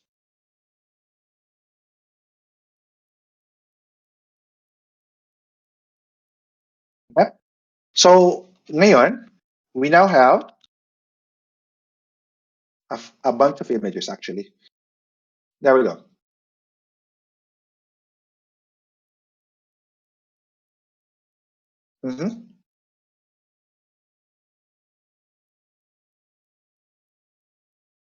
Okay. So, we now have a bunch of images here. So, yung ginawa natin kanina, that's your node. Napansin niyo, ito yung una natin ginamit kanina, yung 14.15.4. Ito yung ginamit ko ngayon, just the 14.15, right? Ito yung ginamit kong base dun sa pangalawang image, 379, kaya dinownload din niya. Then ito yung image natin kanina, yung multiplier sa first exercise. Right? Okay. Yay, at least gumana yung export. So, cool. So ngayon, we now have two more images here. Ito yung CRA, yung kagagawa lang natin. Diba? So this should be the Python that serves that, no? Ganun. And then itong none na to, that will be yung first image nyo kanina. So yung ginamit yung builder image kanina. So if you go back to the Docker file, itong first image na to, yung none na to, this will be this guy here, yung 14.15. Okay lang yan, Ray. Sige lang. Right? So ngayon, if we run this, if we run this CRA, try natin ito, docker run --rm ulit, di ba?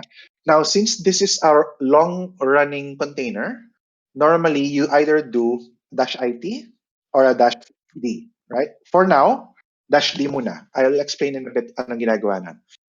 So, docker run --rm para ma-remove yung container, right? Then -d, ang ginagawa niyan is detached. So, parang tumatakbo siya sa background process. And then, yung image mo. Right? So, docker run, remove, -d, craft. So, bibigyan kanya ng ganyan. So, that is your container, close ko lang ito, saglit lang. Close, close, close. There we go. So, ibibigay niya sa yung ID na yan, yung UUID na yan. That's actually your container ID. So, this is the short container ID and yung long, kumbaga. So, makikita mo na may tumatakbo dito na isang container image. So far, so good. Meron akong tumatakbong container, right? And that's still running. So makikita nyo, status up 30 seconds. So ibig sabihin may tumatakbo sa loob na process na hindi nag-exit. And that's expected kasi we're running a server, right? Ngayon, ang tanong is, okay, sige, meron na akong container. Paano ko ma-visit yung server? Right? So, yung tumatakbo sa loob ng isang container for all, I guess, for all practical purposes. Yung tumatakbo sa loob ng isang container, it's pretty much just private inside the container, right? A lot of, pretty much everything, everything external cannot look into the container.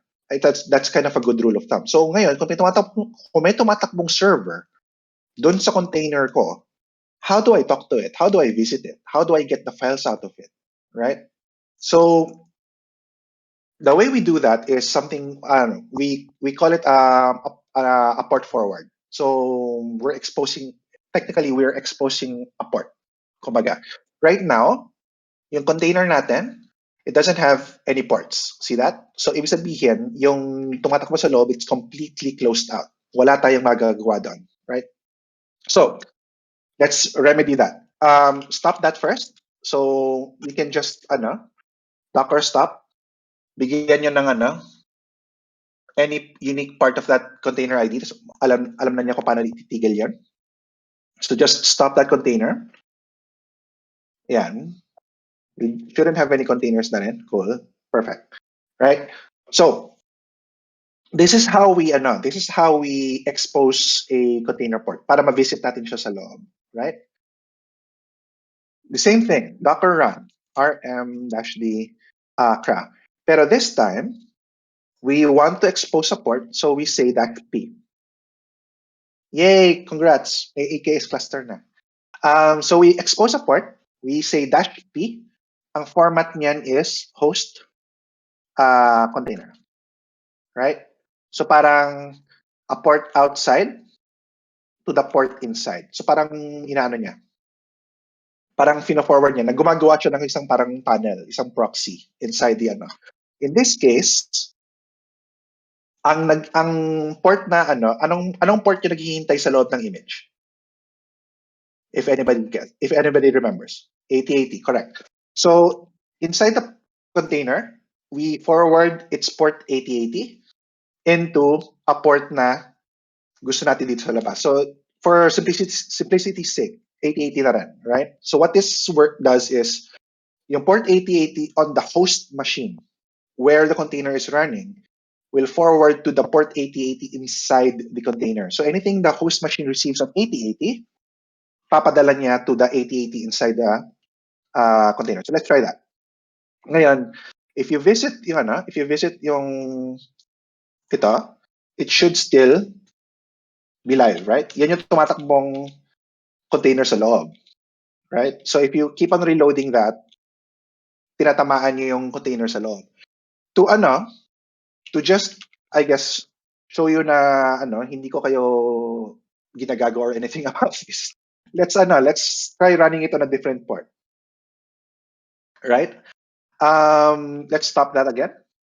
Actually, wag na. Wag niyo nang stop yan. Mag-start na lang tayo ng bago. You can start multiple containers, right?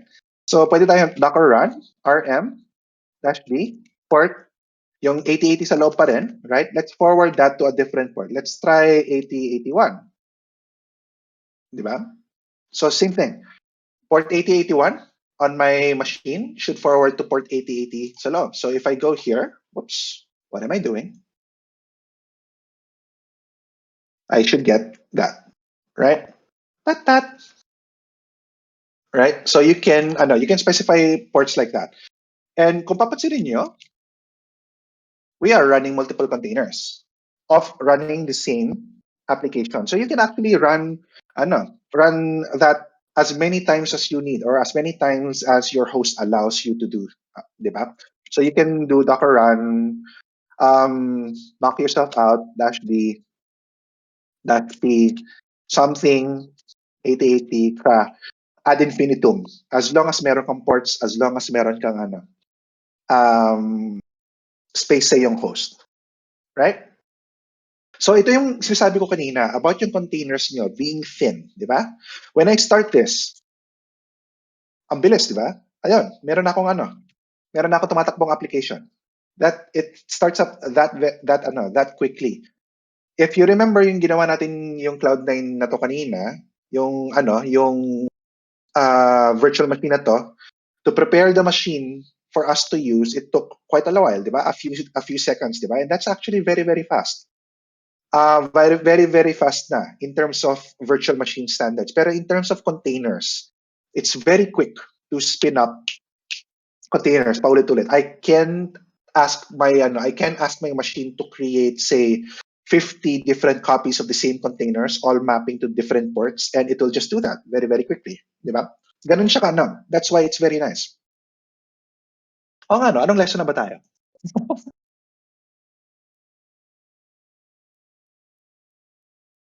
I think lesson 4, yes.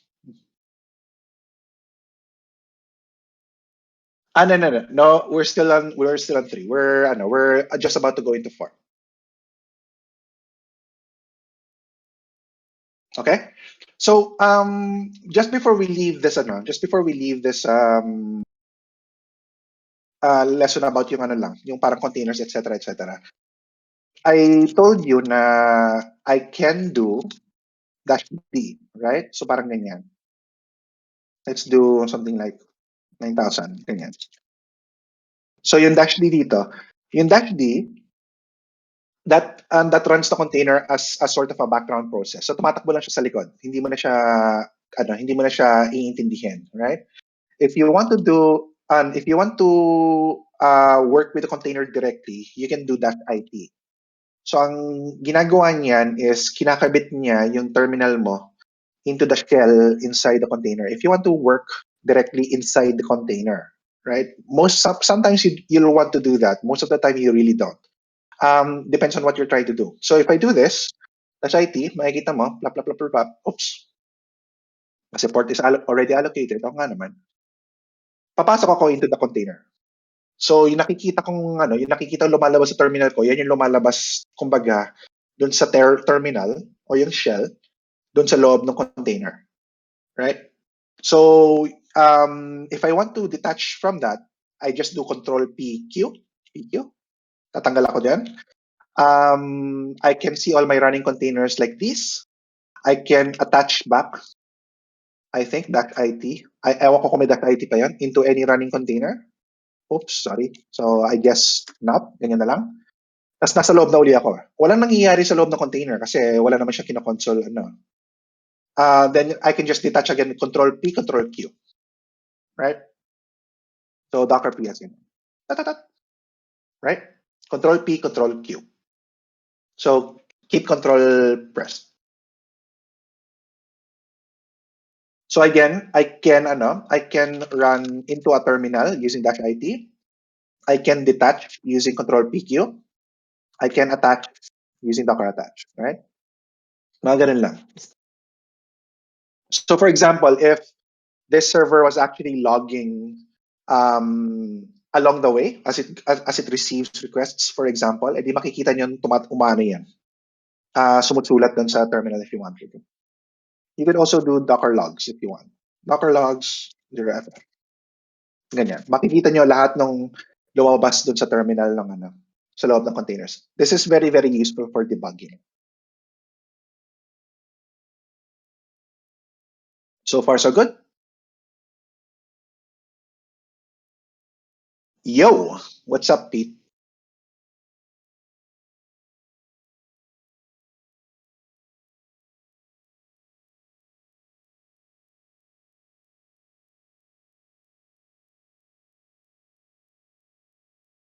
What do you mean shorthand? Yeah, so good. Di ba sabi ko sa inyo, Docker is pretty much it's very smart in a lot of different ways that kind of improves quality of life, right? Nakikita niyo yung container IDs na to, right? So you don't have to type the entire thing all at once. Like Docker logs, OFF 138 hindi. As long as you give it a string that's unique, alam na niyang unique kasi wala na ibang container na nagsisimula with a 0 eh. Alam na niya yung tinutukoy mo. So if I do 1, ganun, alam na niya yun, etc., etc., etc. So if I actually do Docker PS, sabihin ko Docker stop 0. Even niya alam na niya na ang tinutukoy ko is this guy, itong simula. Kasi wala na ibang 0 eh. So as long as you give it enough of a string para alam niya kung sino yun, it will do that. Same thing with images. Yung image IDs, you can also do that same thing. Itong image IDs na yan, you can do the same thing.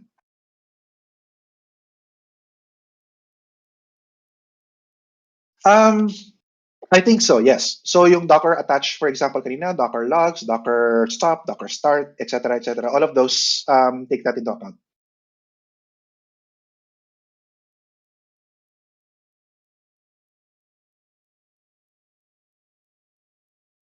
No, yung logs ng container remain within the container. So that's actually that's also a very good question kasi that's a problem I see all the time when I talk to my customers and people that ask me about containers and all that. Kasi ang nangyayari is that their containers are logging, pero when their containers die, their logs go with them, di ba? So one of the things you actually have to take note of is how do you make sure that your logs get sent to somewhere persistent, right? So a lot of different ways to attack that, a lot of different strategies.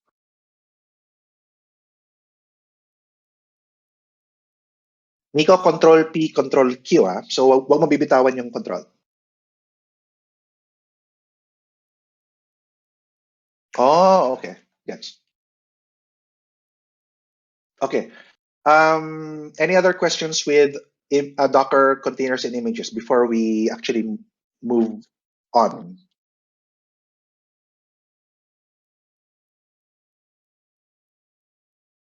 Okay. Sige. At this point naman, let's talk about, okay, meron akong Docker images. Right? How do I use that?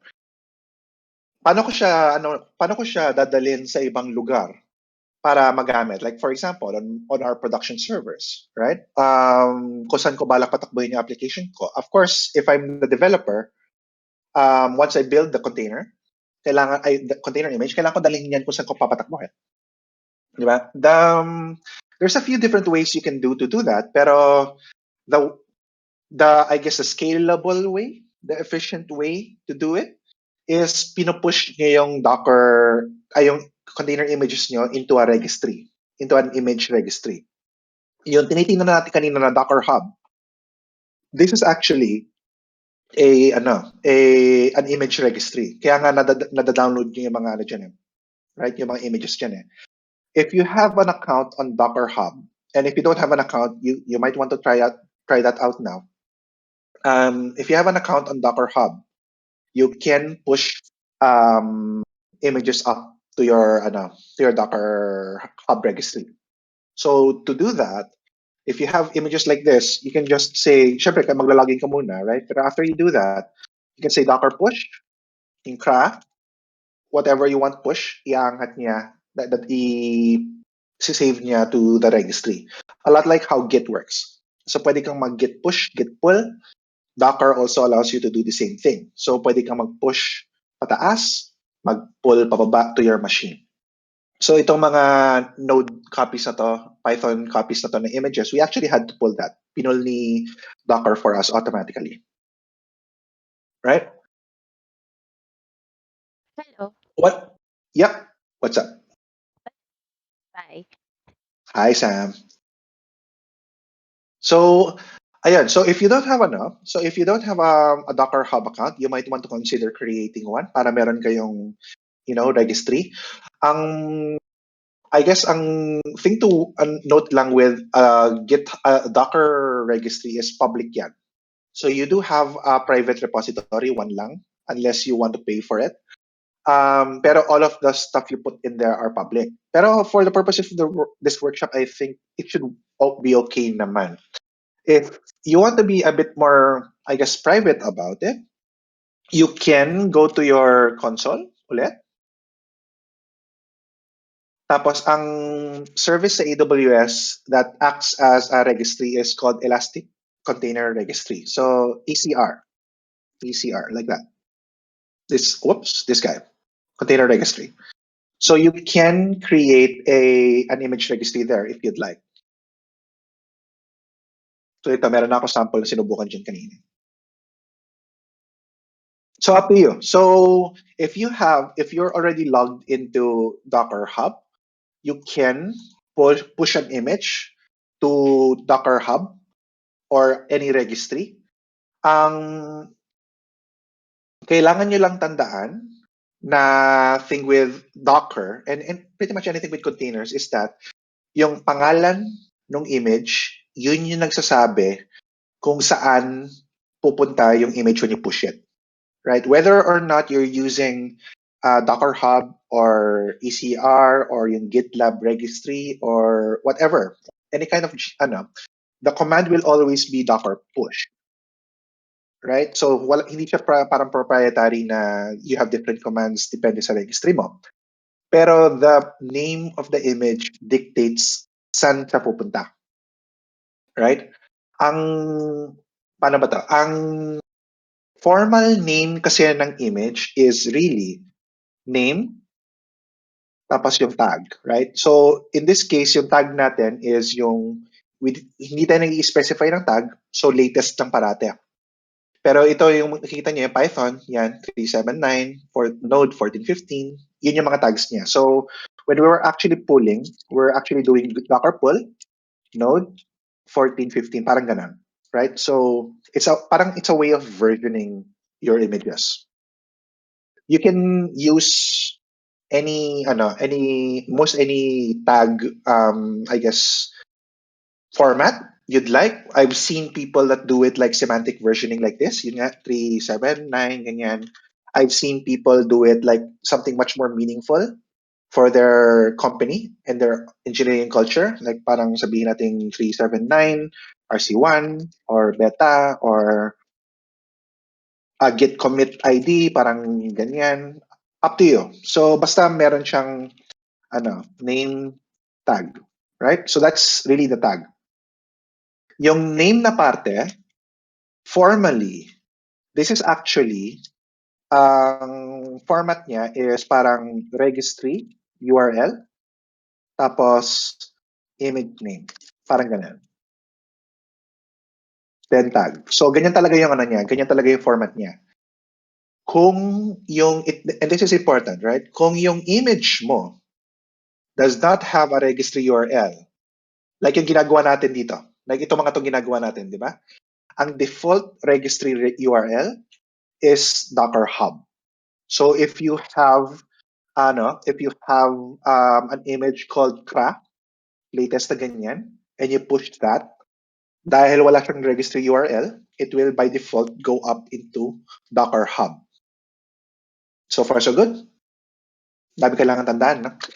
And since you're pushing to Docker Hub, if you're pushing to Docker Hub, kailangan mong lagyan ng username mo. So since my username in Docker Hub is yan, my full name lang naman, you have to name it using your username. So if I wanted to push my CRA latest image to Docker Hub, di ba? I need to name it with my username. And the way you do that is Docker tag. So you have to say Docker tag, ano yung image mo, CRA latest. I will name this a different name. So Richard Nililagan / CRA latest. Ganyan. Tup. Ganun lang. So if I do that, makikita ko na, ayan yung CRA ko, na original image ko. Ayan na yung image ko na may pangalan ko na. Right? Pero kung papansinin niyo, yung image ID nila is pareho, di ba? Because it's really the same image. Magkaiba lang yung pangalan. Para lang siyang alias. So wala silang pinagkaiba. It's not like 2 copies of the same thing. Meron lang siyang magkaibang pangalan. So now if I want to push that, Docker push, hindi gagana yung CRA latest kasi hindi malalaman ni Docker Hub kung kanino ang username niya, di ba? So I'll just do CRA latest. Right? Tapos ipo-push niya. So hindi ako naka-login. So pero ganoon lang yung mangyayari. So you just have to log in.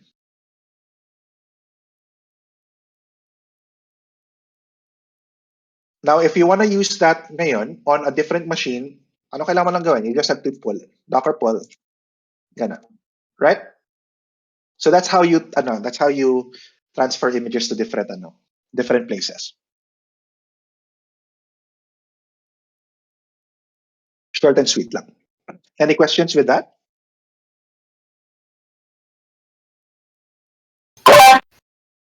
Is ECR free daw? Sorry, ano? Is ECR Okay, so ECR is not free. Ang binabayaran mo with ECR, let's review, is storage and data transfers from private repositories. So meron siyang data transfer cost and storage. Yan lang yung pricing niya.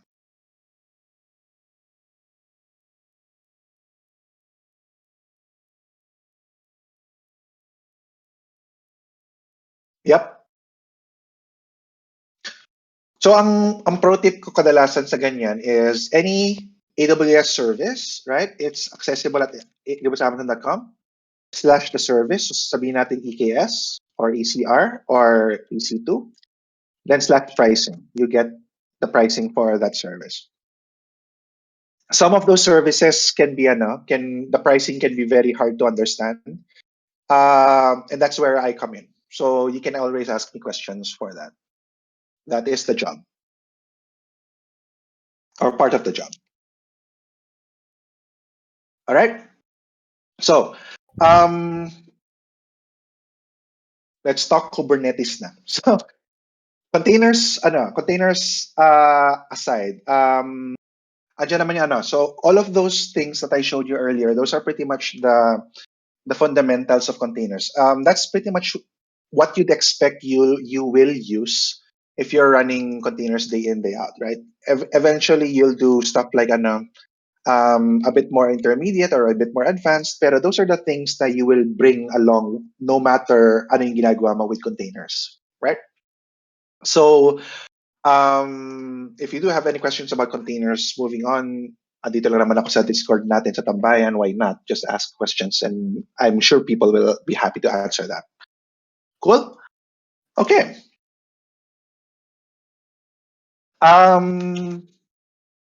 So at this point, everybody should have a Kubernetes cluster now, right? So kubectl get ns, right?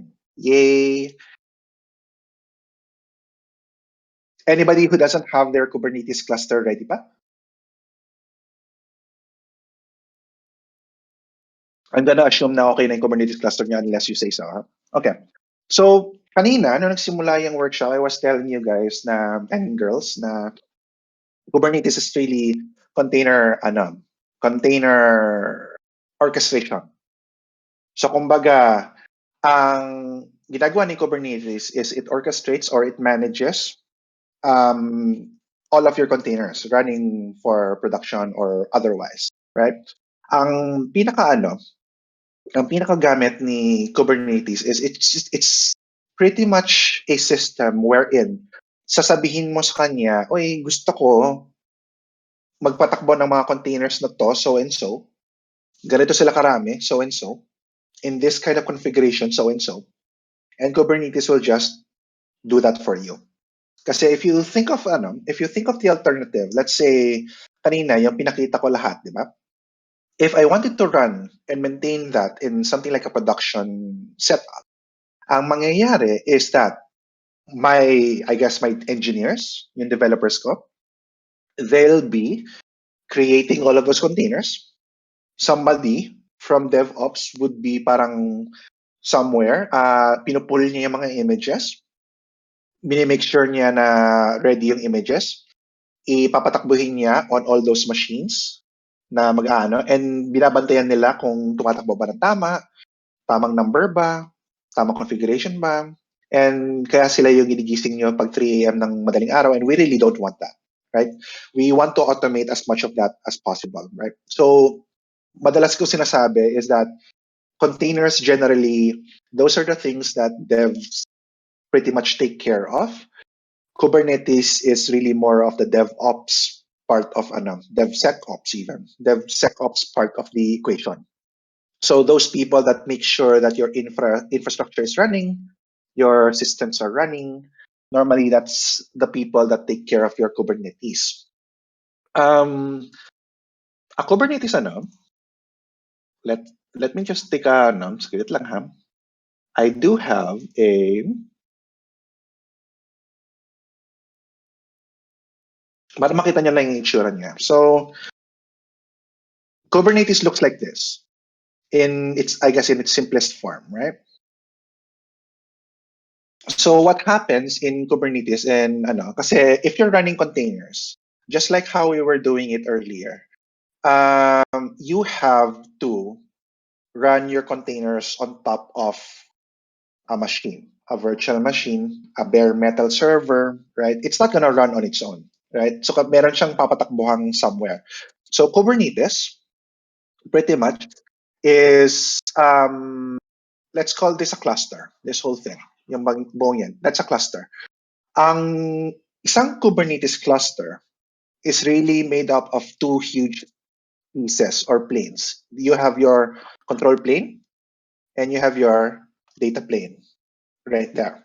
So when you're talking to Kubernetes, talking quote unquote, when you're telling it to do things, when you're instructing it to do things, run this container, ganun, you're actually talking to your control plane.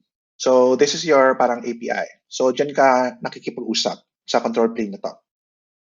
Now your control plane, this guy here, then manages everything else that runs on your data plane. So your data plane on Kubernetes is made up of many different servers, right? Yung ginawa natin kanina, I'll show you later. We created a data plane with 3 of these things. So may 3 servers tayong data plane. Pero you can pretty much create a data plane with as many servers as you practically want, right? Ang ginagawa ni control plane, let's say, inutusan ko siya, patakbuhin mo si green container, 4 copies of it, right? Ang gagawin ni control plane, sa data plane niya, maghahanap siya ng servers na may space to run the container, and then papatakbuhin niya dun sa mga yon. So in this case, yung container, pinatakbo niya on those machines, right?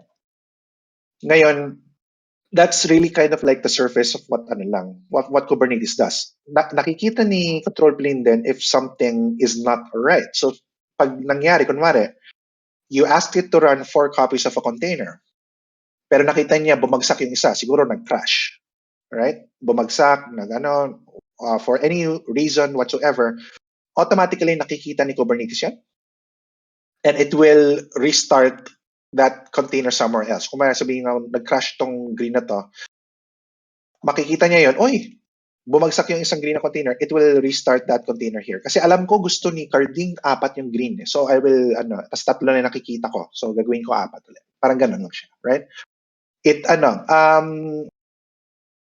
Long story short, kumbaga, it automates and makes it very, very much easier for your DevOps people to manage all of those containers. It does sound like, it might sound like parang, that's not really a lot of value, I'd say. Parang ganun. Bakit sobrang popular na Kubernetes? Napakasimple lang ng ginagawa niya. In some ways, I guess oo. A lot of the people I talk to that are interested in running Kubernetes for the first time, I do tell them na one of the things I make sure I tell them is that you see Kubernetes itself, the thing it does, a lot of different systems do the same thing. Kubernetes is very, very complicated. That's why they have a bunch of different certifications, and there's pretty much a very big there's pretty much a science behind Kubernetes management. But that's really because there's so much, I guess, intermediate or advanced things you can do with Kubernetes. Ipapakita ko sa inyo today, pretty much just the fundamentals of it. So at the end of this workshop, hopefully you can take that away and study on your own if you'd like to move forward with Kubernetes even more, right? So your Kubernetes cluster, yung ginawa natin kanina, let me show you ano yung ginawa natin kanina ulit. So, ito yung pinatakbo natin na cluster manifest dun sa EKS kanina, di ba? Remember, we did EKS CTL create cluster. Tapos we gave it that, diba? That manifest file, right? So, ang ginawa natin dito sa cluster configuration natin is we created a cluster na dapat Kubernetes version 18, 1.18. It will be in the Singapore region. It's going to create 3 data plane nodes, kumbaga 3 servers, right? Makikita natin yung mamaya, I'll show you. Tapos ihihiwalay niya yung mga servers na yun across 3 different availability zones within the AWS infrastructure. So ang nangyayari is that if you go back here, ang ginawa nating cluster is a data plane na merong 3 of these things. So siguro 1, 2, 3. This guy has 8. So just 3 of those data planes. You can add in pretty much as many nodes as you want, pero I'll show you why that matters mamaya. Okay? So ganyan lang yung niya. One thing you'd notice is if you want to talk to your Kubernetes cluster, you use kubectl. So kubectl, right? So you can talk to it using get what Kubernetes object. So sabihin ko, get namespaces. And those are the namespaces I want. If I create a Kubernetes cluster on AWS, if Kung hindi obvious kanina, we actually created a Kubernetes cluster here on a service called k8s. So, ito yung ginawa ko, cluster.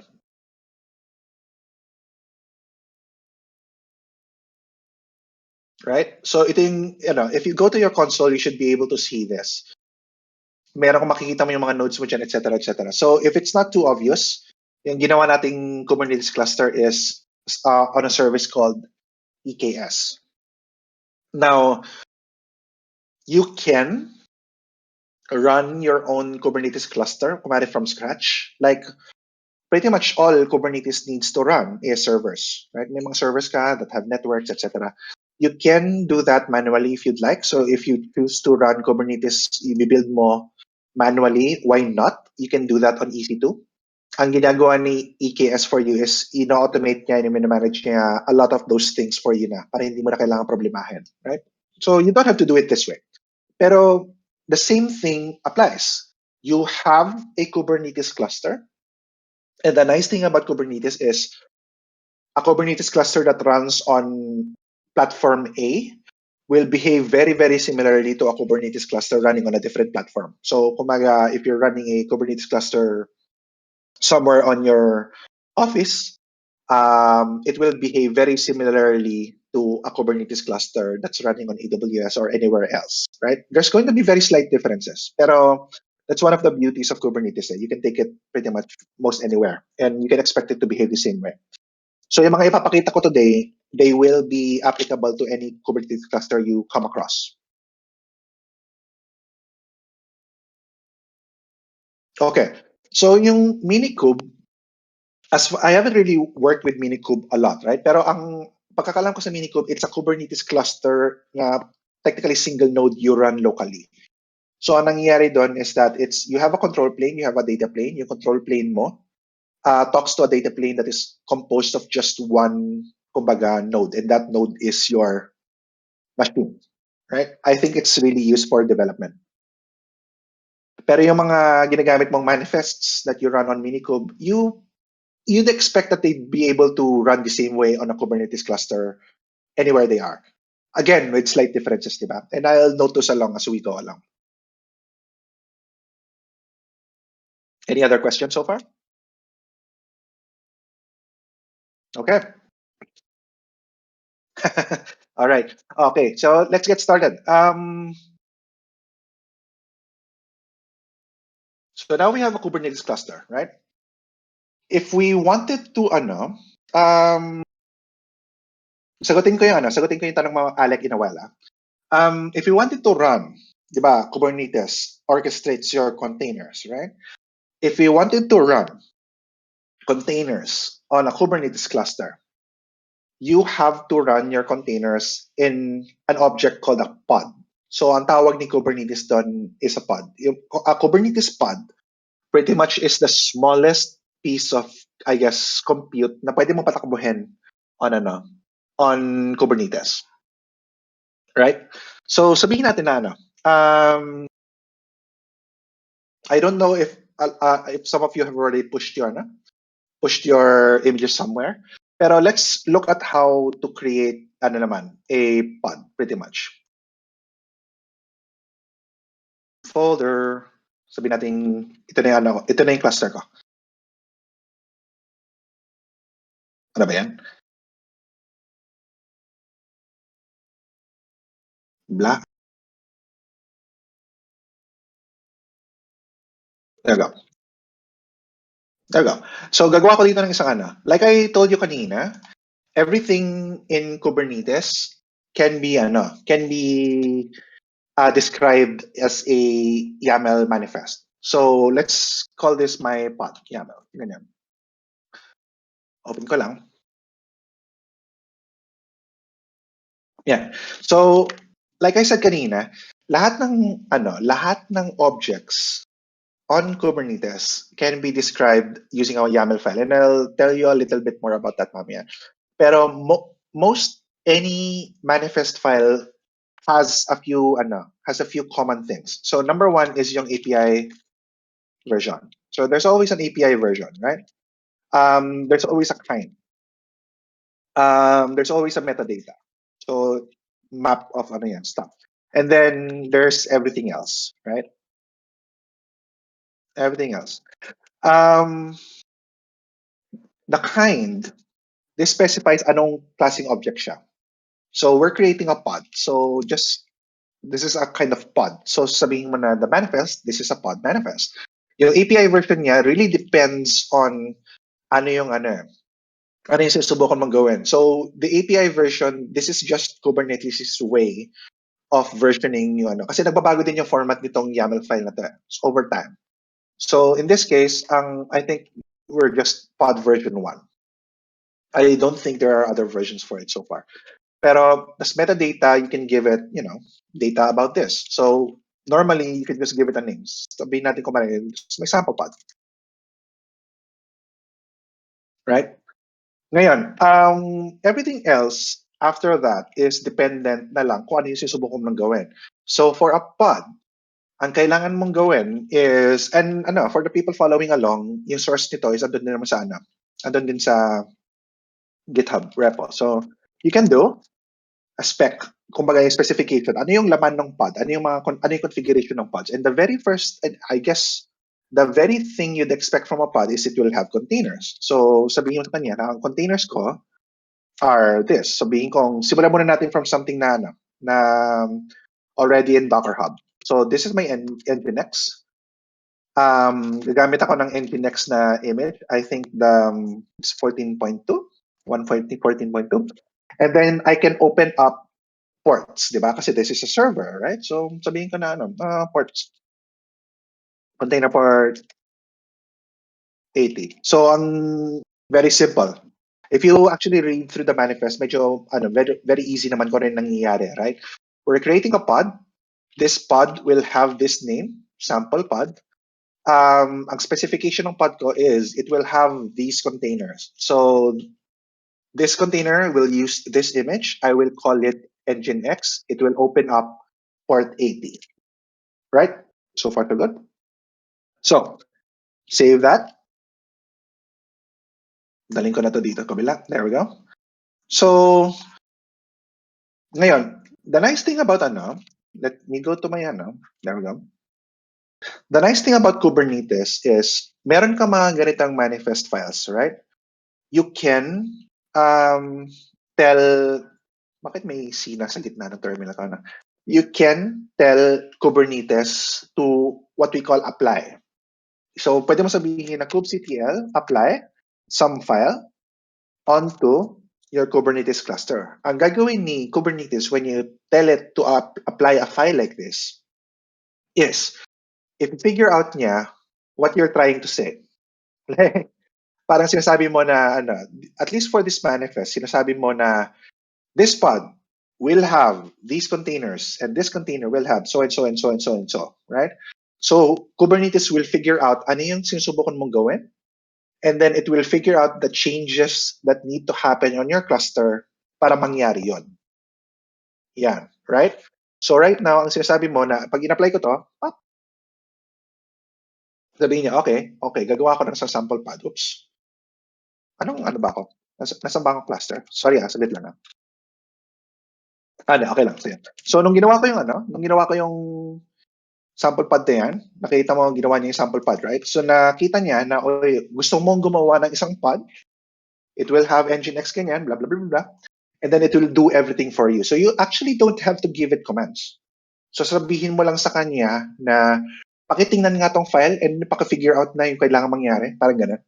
So that is really one of the more, I guess, hidden beauties of Kubernetes. Kasi ang ginagawa mo dito is now you're kind of describing a state na lang. I want my cluster to have a pod na ganito yung specification. And Kubernetes will figure out ano yung kailangan mangyari para mangyari yung gusto mong mangyari. Right? So in this case, kinailangan kong gawin yung kinailangan kong gumawa ng isang bagong pod. So Kubernetes will do that for me. If I wanted to change, sabihin kong, nagbago na yung gusto ko Gusto ko yung pod na to has these labels. Sabihin kong app ko this is a sample. Sabihin kong my environment is sabihin kong testing, parang ganyan. If I do the same thing, kubectl apply pod, makikita mo na na-figure out niya na, meron ka ng ganitong pod Tapos nakita niya, binabago mo lang yung label. So, okay, i-reconfigure ko lang yung pod. Diba? So, parang ganun lang. So, hindi ko na kailangan i-recreate yung pod. Hindi ko na kailangan mag-create ng bago, etc., etc. So, it's smart enough to do that. Ngayong ginawa na natin yung pod, you can review your pods by just saying kubectl get pods, right? So, makikita mo dyan. So, you'll see that our sample pod is running. So, meron tayong isang pod na tumatakbo.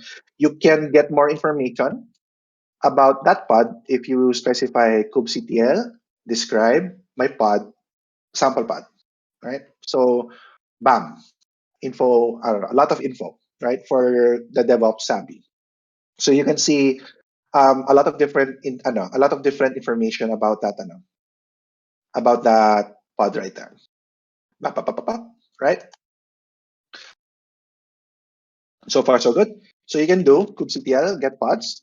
Makikita mo yan dyan. You can say na delete mo yung pod na yan, sample pod, and bam, it's gone. Right? So far so good. Questions with that so far?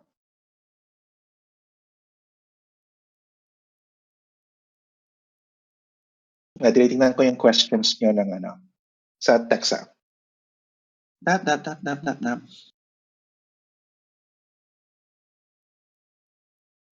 k8s is like an architecture level Kubernetes. In a way. So, ang nangyayari kasi is, if you want to run Kubernetes, you have to, get a lot of different things ready, right? So, kailangan mo patakbo ng servers, ng networking, you have to create the network inside. And while you can do all of that manually, right? A lot of that can be, sayang yung oras mo if you do that yourself. Instead of you doing that, concentrate ka na lang on, using your Kubernetes. And that's really what k8s does. So if you ask k8s, paggawa naman ng isang Kubernetes cluster, that's what it does. Gagawa siya ng isang Kubernetes cluster, it will create all of the infrastructure required for you in the configuration you specify, and then ganun ka na, as quickly as you can. Go right away as quickly as you can. So yeah, I guess in a way it's an architecture level Kubernetes. Pero the thing you have to remember is that it's just Kubernetes, right? Availability zone, minimum or maximum required? Okay. Yung availability zones, so ganito ang this is how it works kasi, at least in AWS, right? Let me remove this. If we are working on a region, so the way AWS manages its global infrastructure is that meron tayong regions, right? Those are the biggest, the biggest global, I guess, way you could sequester resources. Right now, we are in Singapore, right? So we are working on the Singapore region. Ang availability zone in AWS, in AWS terminology, is pretty much a cluster of data centers somewhere in that region, right? So kung sabihin natin sa Singapore, there's 3 availability zones. We have availability zone A, B, and C, right? Ang gagawin natin, ang ginagawa ng availability zones is they're a collection of data centers. So a lot of different data centers. They're designed to be far enough away, as in physically, para kung sakaling may mangyaring masama with this data center, malamang hindi apektado to. Right? So yun ang idea ng isang availability zone. Ngayon, to answer your question of, okay, may minimum or maximum ba yung availability zone? Ang maximum mo would be yung dami ng availability zones mo in that particular region. So in Singapore, we have 3, right? Yung minimum, that's really up to you. Walang you see, k8s will be more than happy to run your cluster on one availability zone if you'd like. Pero that's not really the best that's not really the best decision if you want to be a resilient and durable production. Kasi pag may mangyari sa availability zone na yon, bagsak yung buong mong cluster kasi lahat yun nasa isa lang. Does that mean if I only put it or I only specified one availability zone and something fucks up the other availability zones, my pods or like Kubernetes setup is dead? Pretty much, correct. So ang nangyayari, yeah, exactly. So kasi the way that works is yung availability zone, everything we create will be on those availability zones. So if something, something happens to that availability zone, every resource there will, So it's mirrored on all three. Ideally, yeah. Para you have kumaga, you don't put all your eggs in one basket, right? And that applies not just for Kubernetes, pretty much for any production system. Okay, so that answers the second question. Thank you. Right, no problem. Okay, just going through all the container port will be that is exposed port. So Mamiya will use Kubernetes to forward the port into to our containers then. So that container port right there is what you're telling Kubernetes to use, kumbaga, once we forward the port. In EKS, a pod is an EC2 instance. No, it's not. So if we go back to if we go back to that architecture, right? Ito yung itsura ng isang Kubernetes cluster. At least in traditional EKS, well, in Kubernetes muna, right? Yung Kubernetes, your data plane is made up of what we call nodes, right? So this is a node. A node is pretty much where your containers run on top of. So kumbaga, when we were running containers kanina, when we were doing Docker run, blah, blah, blah, blah, blah, yung node mo, quote unquote, would be your Cloud9, yung pinapatakbuhan natin. So ngayon, traditionally, the way EKS works is each of these nodes, right? That is the EC2. Yan yung yan yung EC2 instance mo. That is your virtual machine, kumbaga. So when you ask Kubernetes, oy, run a container for me, 2 times nginx, kumbaga, sabihin natin ganun. Kubernetes will look for 2 nodes kung saan magpapatakbo siya ng dalawang container, nginx. Well, containers in a pod. Papatakbo siya ng pod, which contains those containers. Does that make it clearer?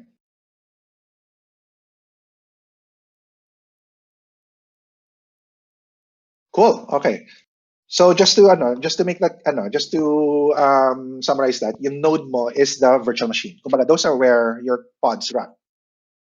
Your Kubernetes cluster is pretty much the entire collection of all those things that are working together. Kumbaga. Okay. Before we move on, meron akong gustong ipagawa sa inyo para makita nyo ng mas madali yung nangyayari, right? So over here, if you go to the GitHub, yung GitHub natin kanina on module 5, there's an auxiliary markdown file there. Tapos meron siyang parang pinapakita dyan na kubeops view. So I want you to use your Kubernetes cluster to run that. So this kind of like yung first first try to actually run a working workload, a running workload on your Kubernetes cluster. So paste nyo lang so what that does is the first one, yung install metric server right here. That's a collection of resources on your Kubernetes that takes care of, kumbaga, collecting measurements on your pods, right? So ano yung mga CPU usage nila, ano yung memory usage nila, and so on and so forth. It's a very useful workload that we can use for a lot of different things. Tapos yung second, we want to deploy a different okay. Bigay ko lang sa inyo yung link. Saglit lang. There we go.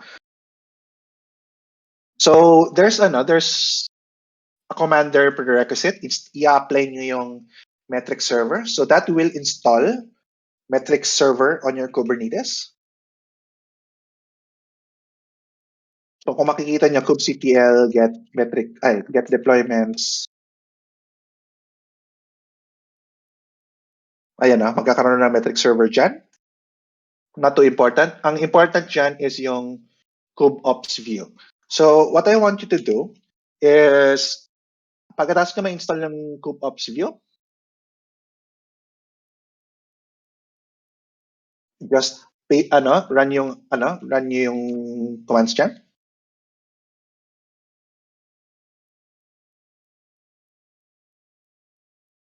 Keep forgetting it.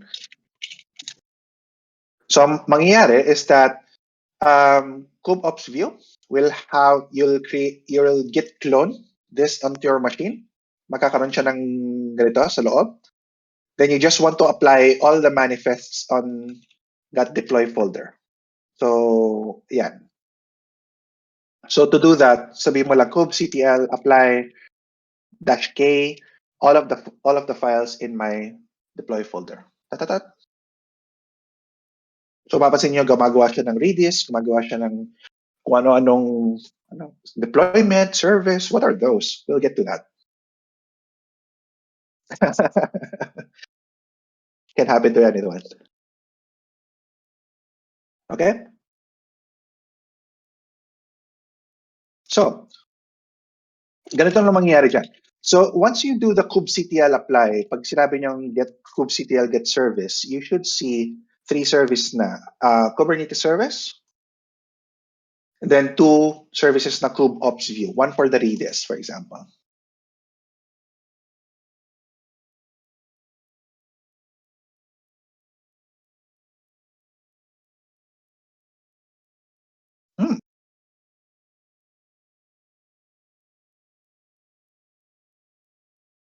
Can you try kubectl get pod?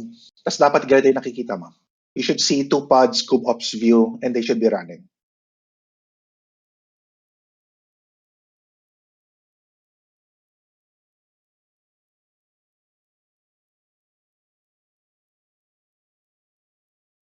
kubectl get pod, space. So kubectl get pod like that. So makikita mo dapat meron ganyan. Both of those should be running. If you do kubectl get service, it'll take some time because your Kubernetes cluster is going to pull the images muna. Pero once those have been pulled, they should start up very, very quickly.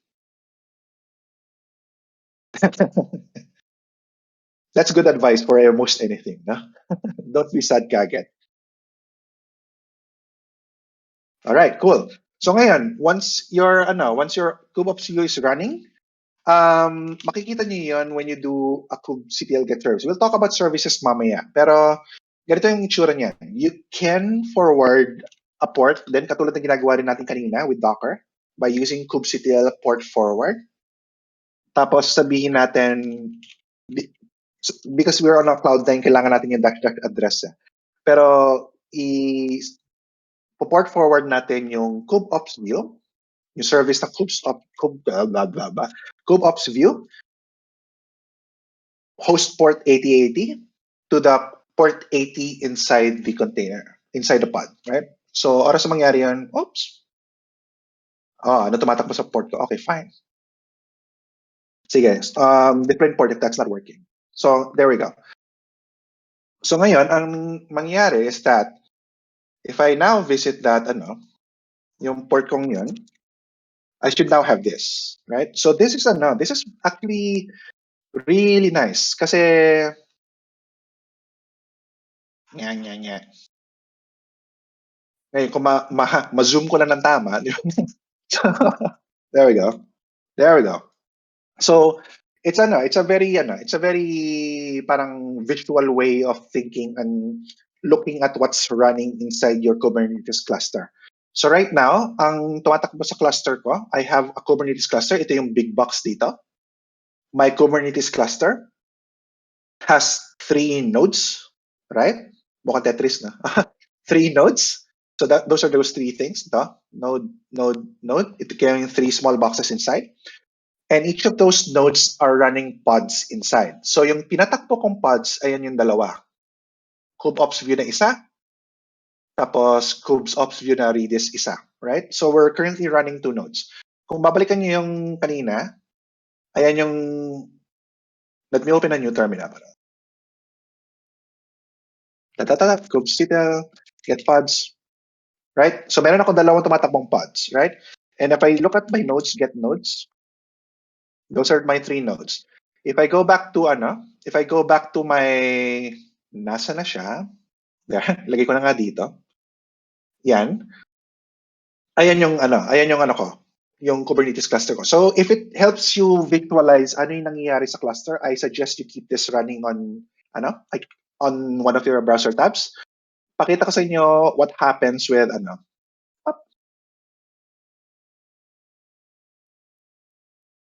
So try natin na So if it's let me, nasa na ba yung ano ko? T404.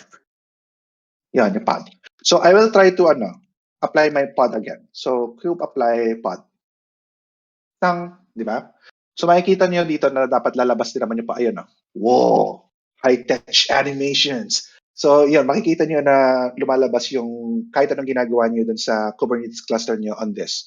So makikita niyo na this pod is currently being created. Oh, hacker vibes, no? So once you try that delete that pod.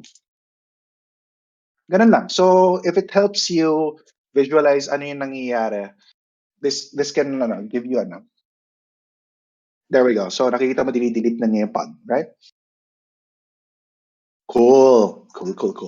Okay. So to answer din yung question kanina ni Pete about your very very observant, yung papansinin niyo yung manifest specification ng isang pod, yung containers niya is actually an array, di ba? If you're familiar with YAML, of course you are. It's actually an array. So that means that should give you a clue na ang isang pod can actually run more than one container. So, and that makes a lot of sense once you start building more, I guess, involved applications. Pwede kang magpatakbo ng isang pod with multiple containers inside. So, pwede kang kasing, ang tawag namin doon generally is a sidecar. So, meron kang, kumbaga, sabihin natin itong container na to, Nginx, right? This is your, parang Docker Compose, right? Parang ganun. Nginx, ito yung server mo talaga. This is your application. Pero pwede kang magdagdag ng containers inside the pod that gives it additional, kumbaga, features or does number of different things. Kumbaga, kanina, yung pinag-usapan natin about logs, di ba?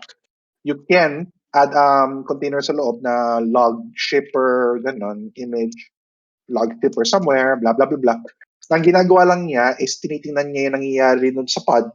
Pag may lumalabas na pod, pinapadala niya somewhere. Right? So that way you can kind of segregate yung mga functionality ng mga containers nyo in mga pods sa loob. So this container can just concentrate on being a web server. This container can just concentrate on, getting logs and shipping them. You can have another container that does an automatic update if you'd like, mga ganun. So additional eklat lang. So just keep that in mind. You can have multiple containers inside a pod. We're not gonna try that now though. Pero just that's something to keep in mind. Right? So far so good. Any questions with pods so far?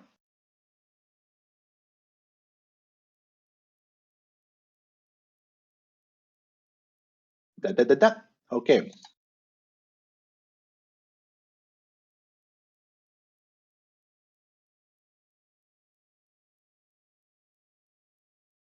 Nice. So, can you add a number of replicas sa container sa pod? You can add, I guess, multiple copies of a container in each pod, pero that doesn't really make a lot of sense. Kung baga, ginagawa mo na, say, you want 3 containers, 3 Nginx containers in one pod, right? That doesn't make a lot of sense. Kasi, ang isa sa mga gina-guarantee ng isang pod is lahat ng pinapatakbo mo inside the pod, lahat ng containers inside, they run together. So kumbaga, if you put 3 Nginx containers inside a single pod, sama-sama sila magtrabaho. Sama-sama sila in one pod. Correct. So if you're going to be replicating something like running multiple copies, yung pod mismo yung nire-replicate mo. So you don't put, kumbaga yun yung atomic unit of work mo. If you want kumbaga 3 copies of an Nginx, you want 3 copies of the pod that's running it, right? I'll show you that mamaya.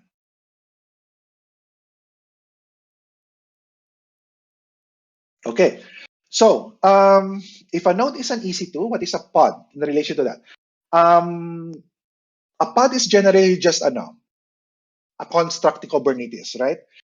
The thing you have to remember is that you're running containers, right? So you have to run a container somewhere, right? Kanina, yung ginagawa natin, we're running the containers on the Cloud9, kumbaga yung EC2. You can run a container, for example, on top of your laptop. Yung laptop mo, pag in-install mo ng Docker, you can run your containers there. In the sense of Kubernetes, the node is where your containers run. Kumbaga, that's technically what we call the host, right? The pod is what your containers are contained in. So when you run a container, Kubernetes runs the container inside the pod. Pero the pod is really just a construct, just to keep things together. Your pod really runs on top of a node, kumbaga. So, ayun. So, kumbaga, node is the physical thing. That's your server. The pod is the abstract thing. Yun yung nagpapatakbo ng container.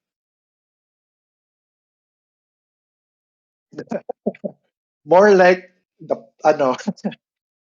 grabe to.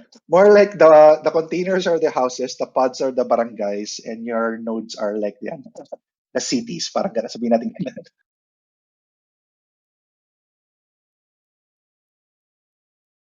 Okay? Okay. So, patakbuhin ko uli yung So, patakbuhin natin uli yung pod natin na ano bang pangalan nun nila? Pod. Yeah. There we go. So, ngayon, if I'm doing that, pod,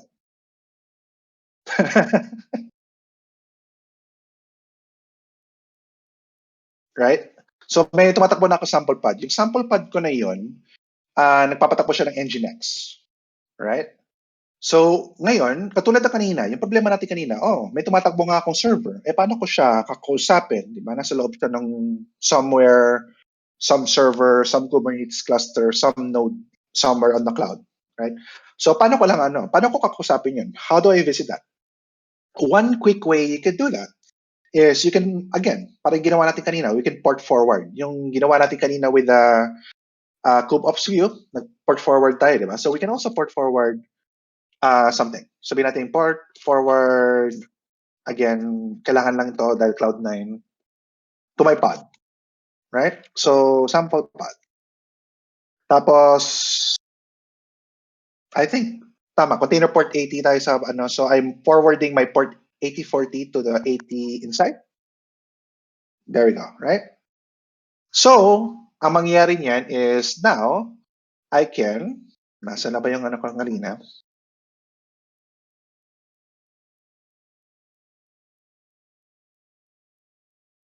So now, I can 8040, di ba? 8040. Yeah.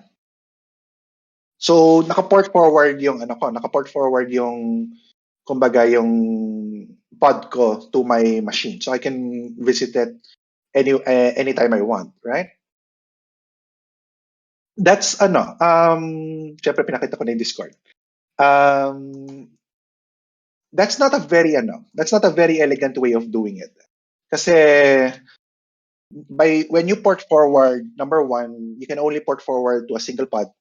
And number two, when that pod dies, ano mangyayari? Number three, you have to keep the port forward up. Tapos mauubusan ka ng ports for sure. Di ba? So, that's not a very, very elegant way of doing it. So, to actually, to parang open up a connection or allow people or allow users or allow applications to talk to your pods, the more elegant way to do it is using a service, right? So ang service, the way it works is meron kang pod, sabihin natin ito, this is a pod, somewhere on your cluster, ganyan. It's somewhere there, nasan siya, we don't know. And a user wants to talk to that pod. Hindi niya alam kung paano pumunta doon, right? So the way that normally works is we create a service in the middle, ganyan, para when somebody wants to talk to the pod, they just talk to the service. Thus the service takes care of talking to the pod, right? So ang maganda doon is pag itong pod na to mamatay, as Kubernetes, yung sinasabi ko kanina, Kubernetes does its job of, oy, namatay yung pod, let me recreate that, di ba? Kasi gusto ni Carding na meron, right? The service automatically updates para pupunta doon sa bagong pod. And mamaya, when we talk about, oy, gusto ko mag-scale ng maraming pods, like yung ginawa ko kanina, I have now 5 pods. Your service can load balance across all of those, kumbaga. Correct. So para siyang gateway. Parang load balancer, parang gateway. It's really kind of both, right? So that's really what a service is for. It acts like a gateway for users to go inside your essentially your pods, right? So to create a service naman, let's go into that. To create a service, gawa ko ng isang file dito ulit. Service, YAML. There we go. So ito naman yung service ko. So to create a service, like I said, API version, masasanay kayo with creating ganito. API version, v1. This is a service, so this is a blueprint for a service, metadata. Let's call this my Nginx service, di ba? That's my specification.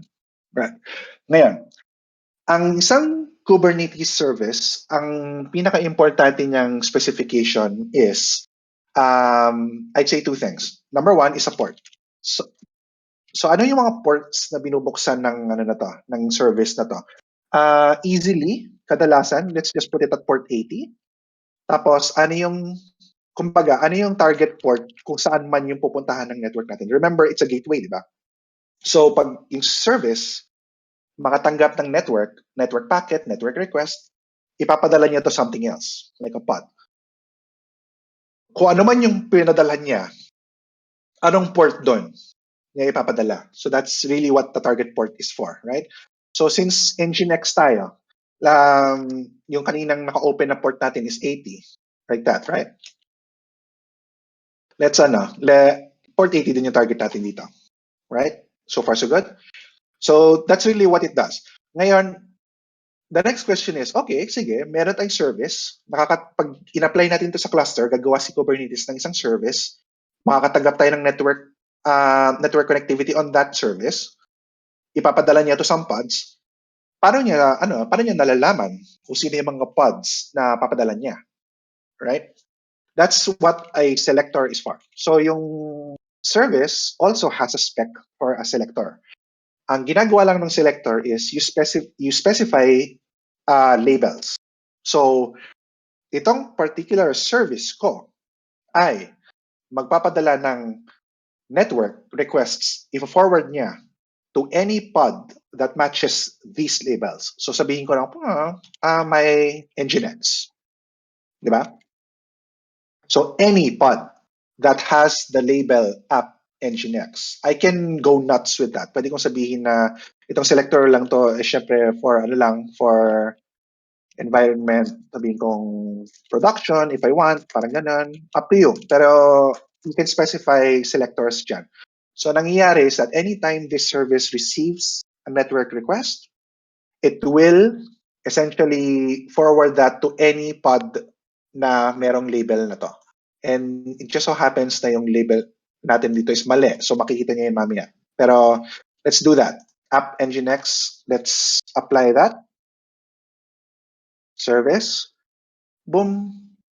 Nginx service is created. Right? So meron akong I can query that again by getting my services like that. So meron akong isang Nginx service. Kung papansinin nyo, yung service ko ngayon is merong IP address. Right there. right? Yung mga IP addresses na yan na nakikita nyo dito sa when you ask kubectl na ganito, pakitaan ko kayo mamaya bit ng mga ways to do that. So itong mga nakita nyo mga IP addresses na to, right? That's only internal to the cluster. So yung IP addresses na yan gagana lang from inside the cluster. Kasi surprise, si Kubernetes nagme-maintain siya ng isang private network inside its cluster. Magical. It's a magical thing. Ipapakita ko rin sa inyo mamaya how that works. Pero how you can use that, not how that works kasi komplikado yan. Pero pretty much yung service nyo will get an IP address na gagana lang from inside the cluster. So that doesn't sound very useful, no? Pero it's actually very useful para sa mga internal APIs and so on and so forth. Pero for now, just go with me lang muna dito. Ang gagawin natin, gagawa tayo ng isang pod sa ating cluster, tapos papasok tayo doon. A lot like how we did yung kanina yung Docker run, -it, di ba? Kumakabit yung terminal natin sa pinapatakbo nating container. We can also do the same thing with Kubernetes. So pwede nating sabihin na Kubernetes, kubectl, run, -it, an image. Ang image gagamitin ko para makapag-curl lang tayo is curl images curl. And I think that's it, no? Alam. Double check ko lang yung aking kodigo kasi nakakalimutan ko rin yun. Yes, yung name. So, tawagin natin tong Bastion. So this is going to be my Bastion. So parang lang. Then papatakbuhin ko is a shell inside. Correct. So lahat ng pods that yung tanong ni Eloy, kung ang selector is yung dalawang yon, app nginx, environment production, yung pods have to have both, hindi yan or. It's very nifty. So parang siya, medyo pessimistic siya. So you have to be really, really sure. Kumbaga, it makes it very hard to, kumbaga, it errs on the side of caution. Mas safe kasi ang end kaysa or. So if I do this, kubectl run bastion it, you give it an image like that, ang gagawin niya, and sana gumana siya. There we go. So makikita nyo na when I ask my Kubernetes again for my pods, nagpatakbo siya ng isang bastion na pod doon. Right? And now I'm inside that container. So, kumbaga, nagpatakbo siya ng pod. Ang laman ng pod na yon is this image right there, yung curl images na yan. You can check that sa Docker Hub if you'd like. Tapos, kinabit niya yung terminal ko sa loob. So now, I'm inside the Kubernetes cluster. Now, I can say I'm in, right? Parang ganun. Nasa loob ako ng Kubernetes cluster ko. So, dahil nasa loob ako ng Kubernetes cluster, yung mga IP addresses na to, they should work. Right? So, I can try, may ping ba ako dito? Right. So, I can get services. Dapat hindi ko cleaner yan. Get services. There we go. So, I can, for example, ping my service. Dapat gagana to, I think. 240, 55. Okay. Permission denied. Fine. Okay, fine. So, I can try to curl that. So, sabihin ko 240, 55. Walang mangyayari. Right? Kasi, wala akong pod sa likod. Kung tatandaan nyo, describe ko yung service Yung service kong ito, ang selector niya is, nasa ba yung selector niya? Ayun, selector niya is app equals nginx, right? So let's take a look. What are my pods? Na ganon. So I can do that by -l, ganyan. So dash label, ganon, dash label. kubectl get pods, -l at nginx, wala. Right? So ibig sabihin, andun yung service, pero wala akong nakukuha. Right? And that is because yung pod ko is app sample. So baguhin natin yan. Let's correct that. We can correct the pod or we can correct the service. Right? So pwede natin, baguhin na lang natin yung pod. So app nginx, baguhin natin yan. Then let's apply that again. CDT. There we go. Apply that pod. So binago lang niya yung pod ko. So now let's try that again. kubectl get pod with the label app nginx. Yay! So meron tayong isang pod, right? So now yung service ko should work. So curl 10, 100 to 40, 55. There we go. So nakakausap ko yung pod na yan, si sample pod, through the service. Note yung service is the IP address, right? Ngayon, ito yung that all is very very simple, very straightforward. May service, may IP address, it sends the network to the pods na sineselect niya. It's pretty straightforward. Ang magic ni ni service is that inside Kubernetes, let me show you this. Di ba, ito yung services ko. Chan. There we go. Right? Inside Kubernetes, di ba sabi ko sa inyo sa loob ng Kubernetes cluster, meron siyang sarili niyang di ba? May sarili siyang network. Inside the Kubernetes network, isa sa mga magic na ginagawa niya is it also has its own DNS resolver.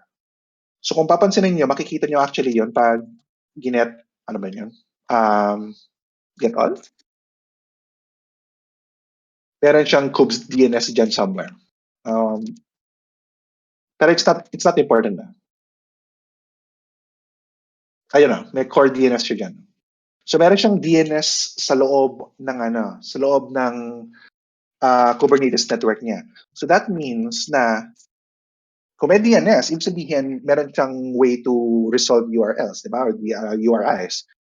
Ang isa sa mga magic na ginagawa ng service, isang Kubernetes service, is that kung ano man yung pangalan niya, that is essentially also the URI inside. So I can, yung ginawa kong curl, di ba?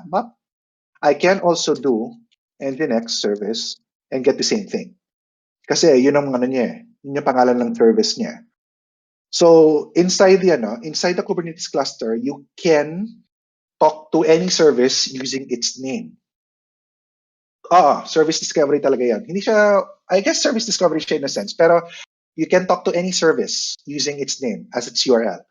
Ang formal, buong pangalan ng URL na yan is actually curl, yung service name, yung namespace niya, we are in the default namespace, yung object, we are a service, tapos yung domain, yung URI ng cluster. So ito yung full domain, ito yung full URL niya if you want to know that. So you can curl that kasi again, meron siyang DNS resolver inside the Kubernetes cluster.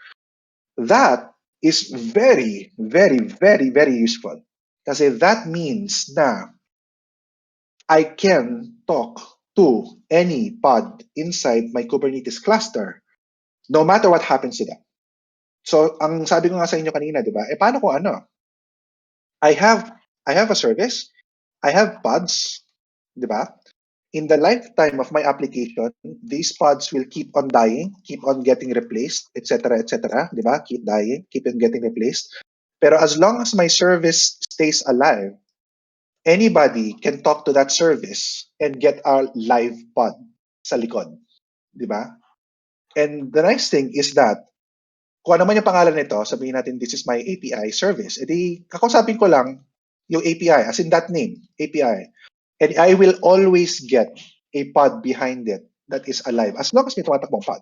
Di ba? I don't have to remember ano na yung IP address ng ganitong pod, ano na yung IP address ng ganitong service, and so on and so forth, right? So that is really one of the nice things about a service. Inside the Kubernetes cluster, buhay siya. Ganun yung way of talking to it. How do you keep a service alive? A service is pretty much persistent. So it's not something like a container that continually becomes replaced. Kasi yung Kubernetes cluster, there's nothing really running inside a service. The reason why containers are temporary, kumbaga, kasi something is running inside containers and those potentially crash, those potentially die, right? Pero ang service, it's really just a proxy, it's a tunnel, kumbaga, to other pods. No. So a service is not responsible for restarting dead pods. Abot tayo dyan in the next lesson. Ang responsibility lang ng isang service is getting network packets where they need to go. So kumbaga load balancing or gateway, right? And so on and so forth. Yan lang siya. So kung papansinin niyo yung responsibilities ng mga ganito, they're really small, pero yung mga Kubernetes objects, they do one or two things only, pero they do it really, really well. Kumbaga, service will, yun lang ginagawa niya, pero it will do it very, very well. Right? Okay? Questions with that so far? So right now, meron tayong pod, meron tayong service, right? So if you're you can also do shorthands. Kubectl get PA for pod, and kubectl get SVC service for service. Parang ganyan. If you're typing it all the time. Okay. Cool. Let's take that a bit further. Yung service, nice. You can do parang siyang network gateway to reach pods behind, etc. So you can talk to other pods, right? Pero yung pinakita ko sa inyo, it's not very useful kasi gumagana lang siya internally di ba? Kailangan kong pumasok inside the Kubernetes cluster para lang magamit yung service. That's not very useful. Like I said, it's very, very useful if you're talking about internal APIs. Like yung mga applications nyo need to talk to other internal APIs to function, microservices, parang mga ganun. Pero eventually, you will need to have a service na open externally. Like nakikita siya, pwede siya kausapin ng isang bagay na wala sa loob ng Kubernetes cluster. Like a browser, right? A user using a browser, mga ganun. You still use a service. By default, when you create a service, you create a service of a type cluster IP. So yan yung ginawa natin kanina. If this is by default. So ang ginagawa ng isang service na type cluster IP is that gumagawa lang siya ng isang service na may cluster IP, di ba? Boom. Ayan right? So makikita niyo yung ginawa nating service, ayan, nginx service, it's a type cluster IP. Ang ginagawa lang niya is gumagawa lang siya ng isang service inside with a IP address. You can use it just like any other service, pero internal, right? So does it cover pod connecting to other pods from a different node? Absolutely. So anything that runs inside the Kubernetes cluster, you can talk to using service. Doesn't matter where they are. Yun nga yung benefit na you don't have to think about nasan sila. Kumbaga, basta kung nasan sila, Kubernetes will take care of sending your network over. Right? Even if a different namespace. So kung different namespace, you normally have, di ba sabi ko sa inyo, di ba curl nginx service? Right? This assumes na I'm in the same namespace. Pero if it's in a different namespace, sabihin natin nasa ibang namespace, sabihin ko ano magandang namespace, Hades namespace. Edi ilalagay ko lang ng ganyan.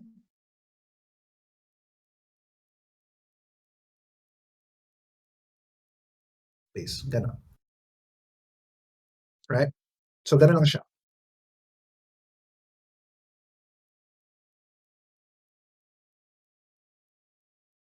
Cool. All right.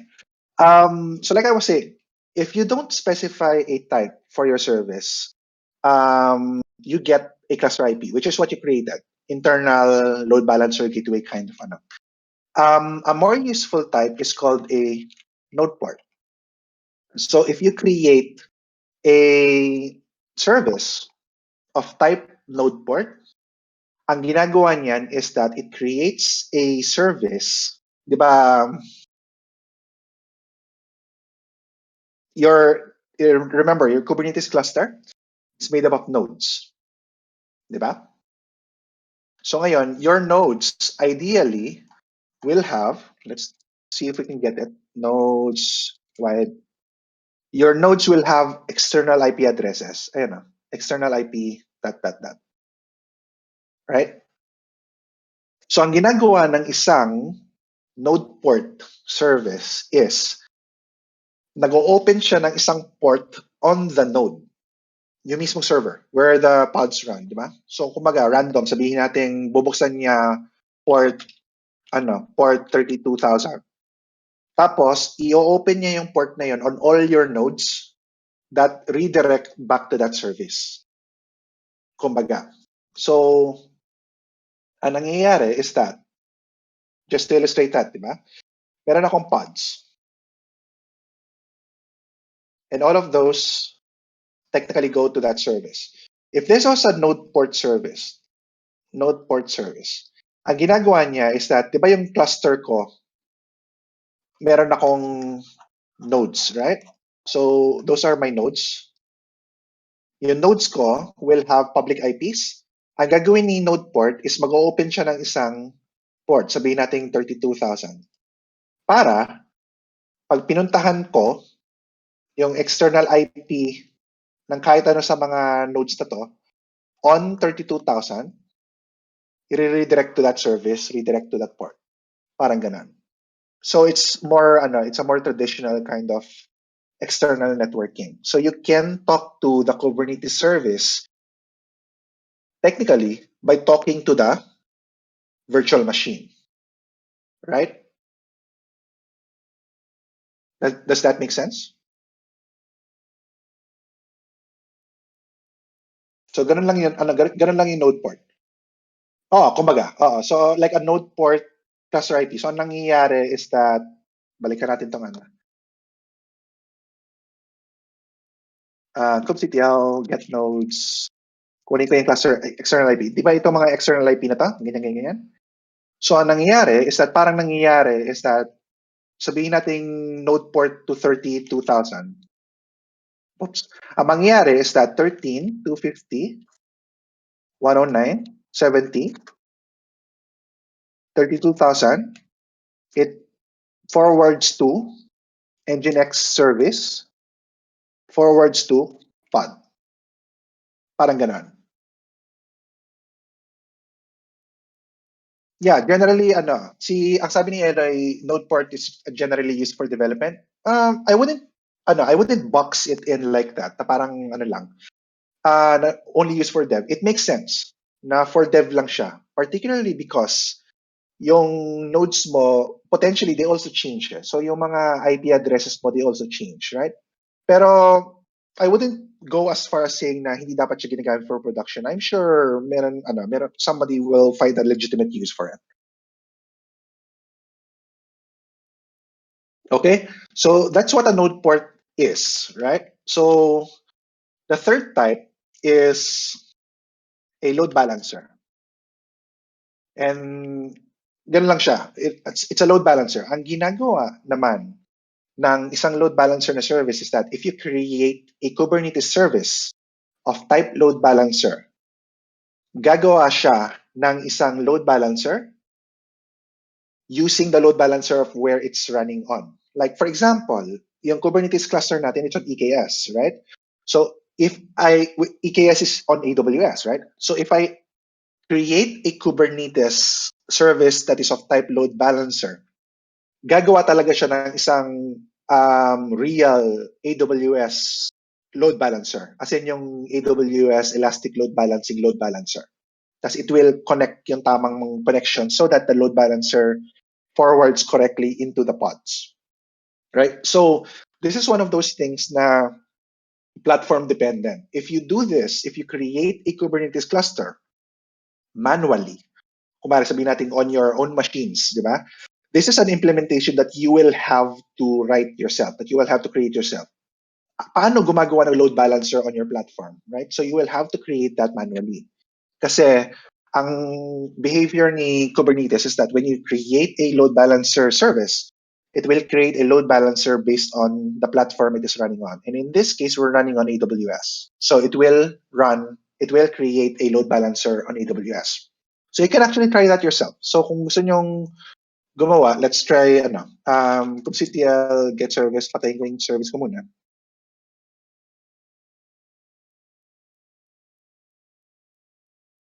Oops. Service, there we go. Right?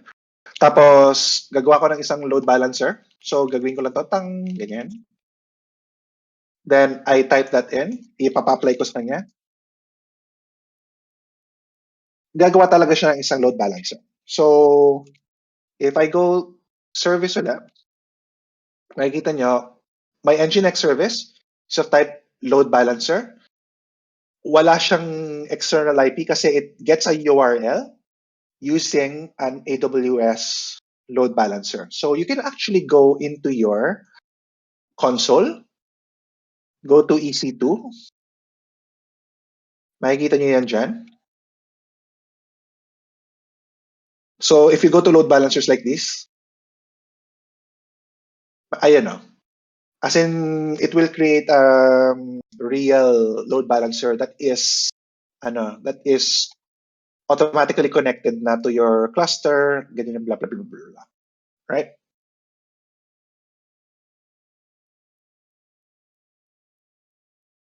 Okay. Tinatanong ni Pete, bakit ko dinelete yung nginx service? Hindi ba gagana yung apply? Force of habit. I don't know actually, good question. I don't know kung gagana yan. Like if I change the specification. Let's try that. Kasi in my head, parang if I'm changing an implementation of a service cluster IP to load balancer, parang that's a big thing to make. Yeah. So, dinidelete ko muna. Pero, let's try that. Gawin natin load port. I wonder what magre-reklamo ba siya? So, apparently, hindi niya nakikita yan. Let's try get service. Kasi hindi ko na-save. I keep forgetting.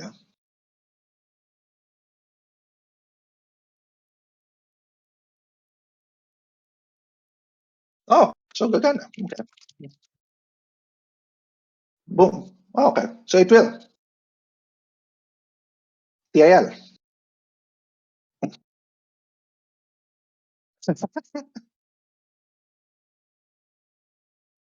And that demonstration was brought to you by Pete. Okay, cool. Kung Minikube, I don't know kung ano gagawin ng load balancer. I really haven't given that a try. So I don't know the answer to that.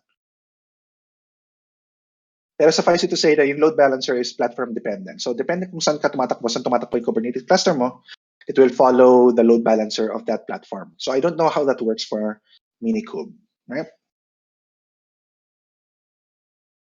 Cool. Babalik ko lang yung service ko to a load balancer.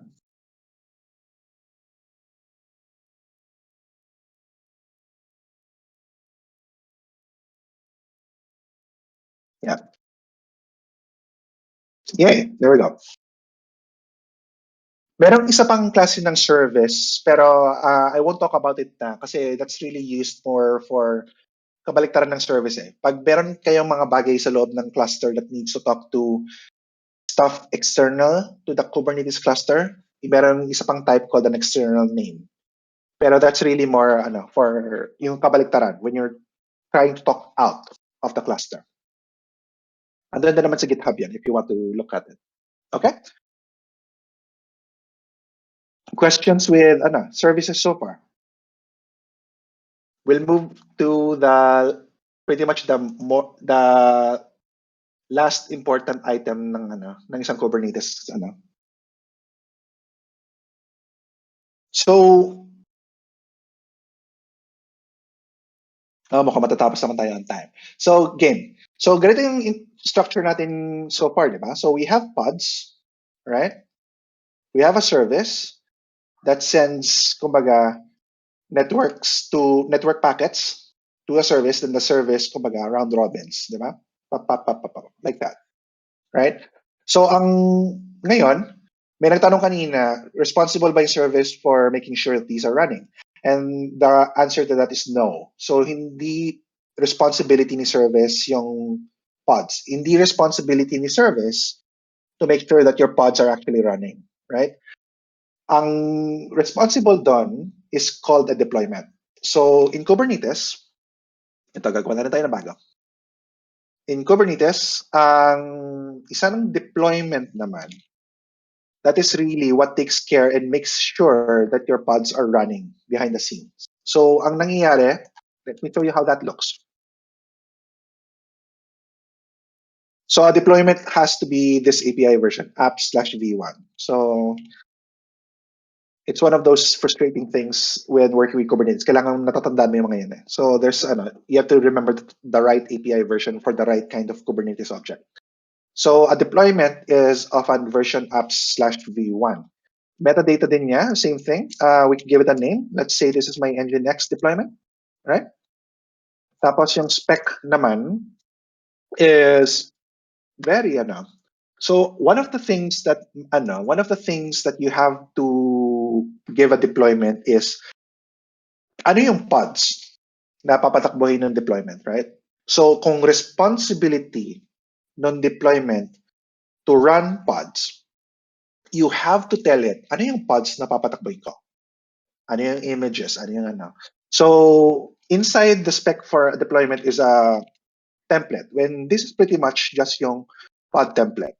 Right? So yung ginamit natin pod template kanina, very similar lang. So ilalagay natin dito sa template ano yung itsura ng pod that a deployment will run. So let's say metadata hindi na natin bibigyan ng name kasi siya nang bibigay ng sarili niyang names, right?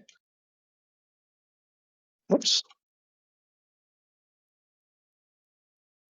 Nagloloko ng aking browser. So again, bibigyan ko siya ng labels na app, nginx, hindi ko na adding environment testing. So technically, ang laman lang ng template is just yung specification ng pod.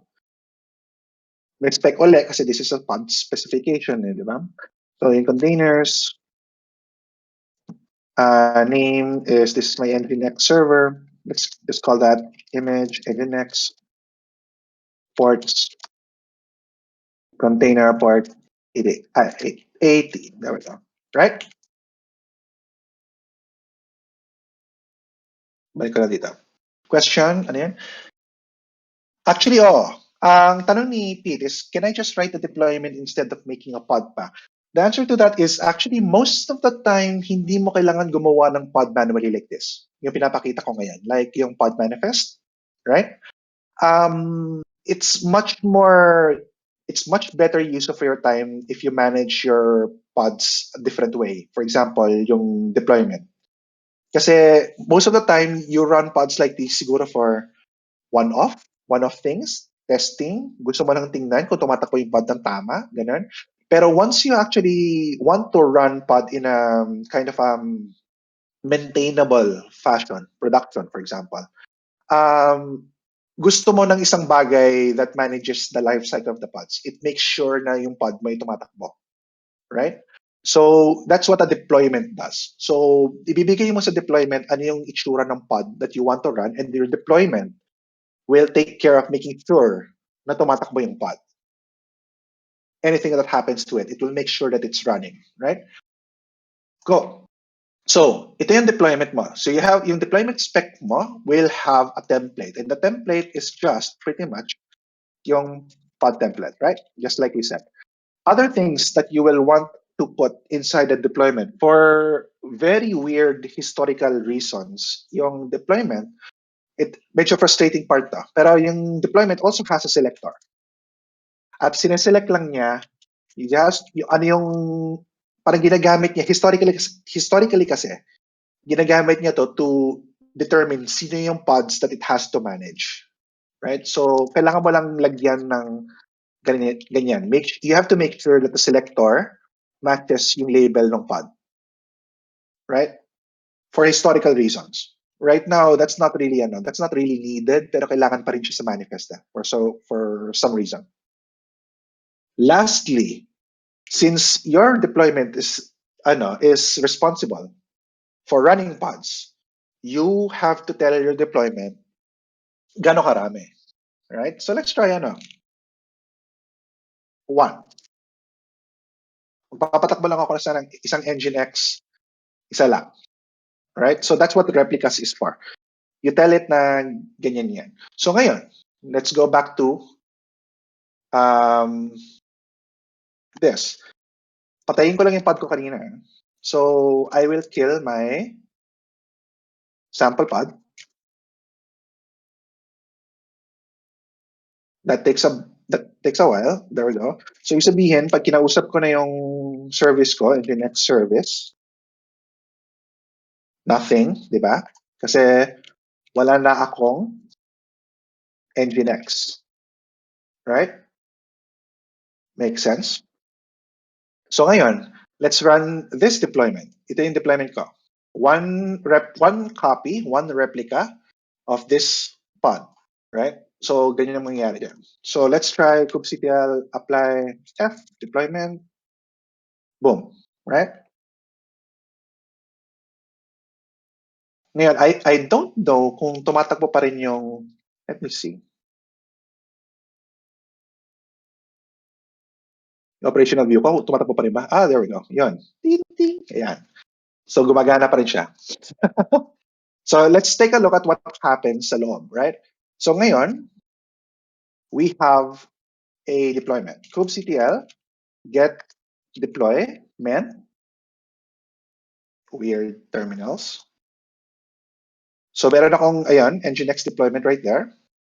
Palakihin ko na lang to para ano. Hindi pa rin ako sanay sa, sa trackball ko, kung napapansin niya. So, ayan yung deployment ko, right? I have an nginx deployment. Get deploy nginx deployment. There we go. So makikita niyo sa deployment ko, ready, one pod out of one wanted. Right? So sisabi niya na parang gusto mo ng isang pod, may ready ka ng isang pod. And that's somewhere here. I think this is this guy. Somewhere here. Ayan na. So, get pod. May, gawin natin ano, nginx. Right? So, ayun yung pod ko na tumatakbo because of the deployment. Right? So, ngayon, if I do curl, edi may nakakusap na ako. Right? Why not? So, ito, gawa natin ng konting little bit of magic. Gawin natin, papakita ko sa inyo kung ano nangyayari ang ginagawa ng isang deployment, right? I will, kung magagawa ko lang to ng kubectl get pod l because nginx, di ba? Yan yung ginagawa. Nakukuha ko yung deployments ko, right? I will do that, pero may -w para mag-watch, right? So makikita niya, maghihintay lang siya. Makikita niya, it will listen in for changes. Tapos makikita niya dyan, ililista niya yung mga nangyayari. On this other terminal, ang gagawin ko, magsisimulate ako ng isang failure. Magka-crash yung isa kong pod. So what I do is I will delete that pod. Kahit pinatay ko pala tong operational view ko. No? Dapat hindi ko ginawa yan. So, palakihin ko na to. So, delete pod. Patayin ko lahat ng nginx. Right? Oop. So, dinelete ko. Ayun, nakita terminating. Napansin nyo, nakita agad ni deployment na, uy, namatay. So, kailangan niyang baguhin. Kasi alam ko, gusto mo isa eh. So, namamatay yung isang pod, si deployment, nag-revive siya bago. Automatically siya nagdagdag ng isang bagong pod. Kasi nakita niya na gusto mo isa, pero namatay tayo, 0 na tayo. So, I need to adjust. Kailangan kong dagdagan. Right? Same thing can happen with gawin natin, dagdag natin gawin natin tatlong replicas. So 3 copies of the same pod. Balikan natin siya. So kubectl apply f deployment. Gagawin natin 3 replicas, di ba? So yon. So kinonfigure ko, nakita niya, oy, nagbago na yung gusto mo. Gusto mo na ngayon 3. Right? So nakita mo magdadadag siya ng containers like that. To make that a little bit more visible, gawin natin get deploy and the next deployment. Pero i-watch natin ano nangyayari, right? So ito ngayon yung deployment ko. Let's make patay one of the pods. Let's make patay. So patay tayo ng isa. kubectl get pods next. Right? Piliin natin to, yung ating tribute.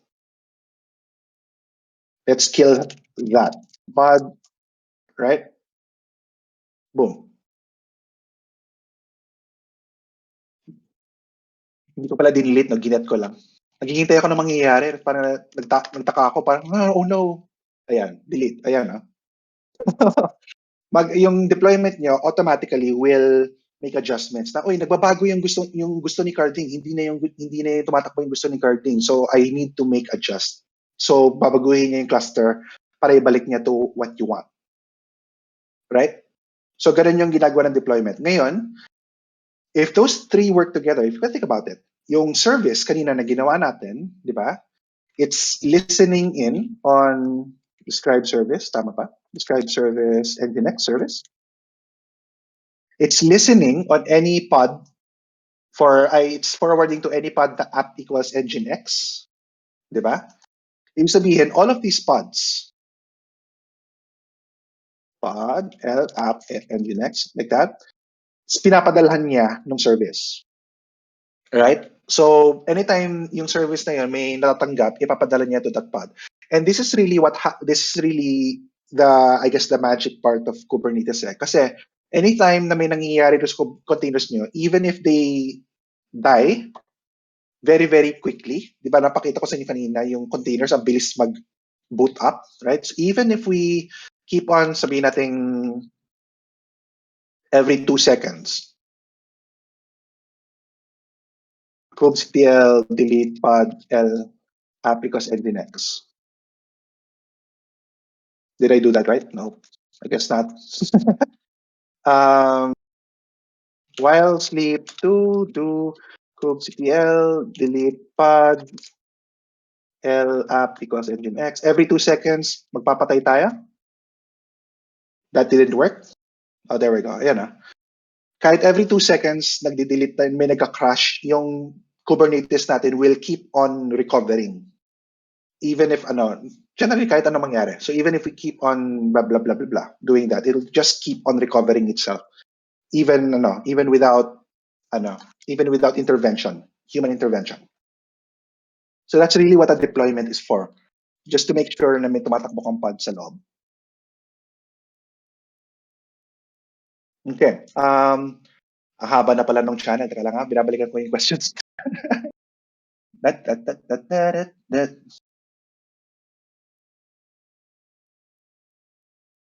Yeah. So yung deployment, it's not really an auto-scaling group. So in Kubernetes, yung auto-scaling na parte, that's done using a different object. So yun yung nasa last module actually kung gusto niyo tingnan na ngayon. Merong hiwalay na Kubernetes object that is responsible for scaling. Kumbaga, sabi ko sa inyo, Kubernetes objects are responsible for 1 or 2 things lang. Ang deployment, hindi siya responsable doon.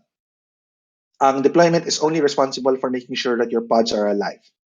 So, yun lang yun. If anything changes, it will adjust. Kumbaga. May ibang object that takes care of auto-scaling.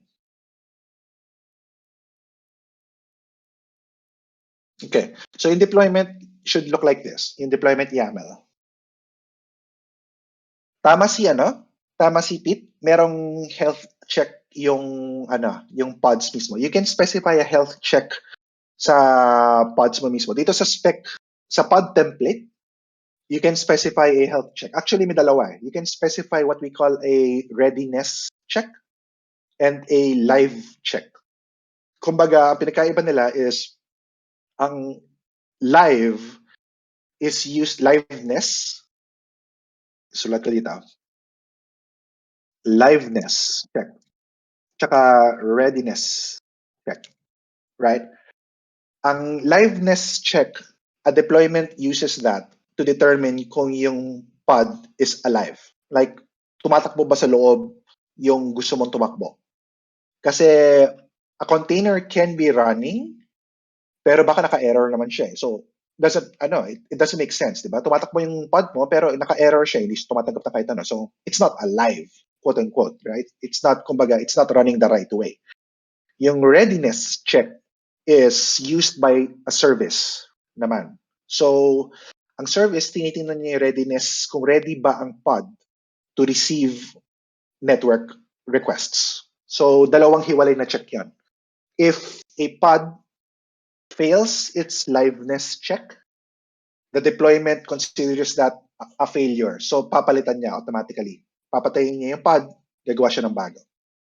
If a pod fails its readiness check, hindi siya papadalahan ng service ng network requests, kumbaga. So, you might have 5 pods behind a service, pero 4 lang yung ready. So, ayan. Oo, considers it a failure. Parang, I'm very disappointed.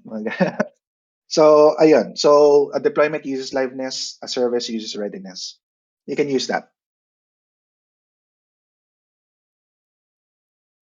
Any other questions with deployment?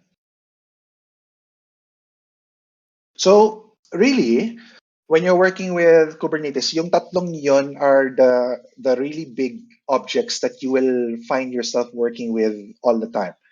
You will have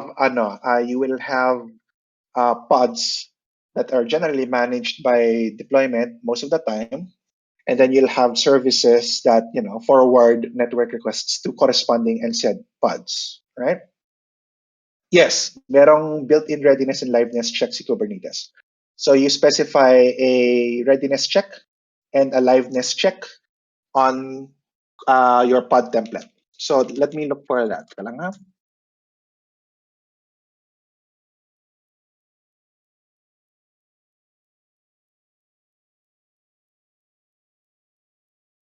Here you go. So on the pod template, pwede kang mag-specify ng liveness or readiness check kasi. So you can specify on your containers ano yung pan-check. How do I check if it's alive? How do I check if it's ready? Dito, hiwalay naman yan, readiness probe. Ito. So meron kang you can tell Kubernetes this is what you do to determine if it's alive correctly. Kumbaga, if it's not a disappointment, if it's a failure.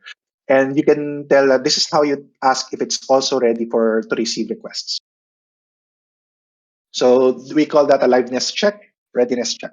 Liveness probe, readiness probe. I actually don't know kung meron sa Docker Swarm. I'd expect meron sila because, pangit yun wala. Pero I'd expect meron. I just don't really know for sure. Ayun, no? So, thanks, Pete.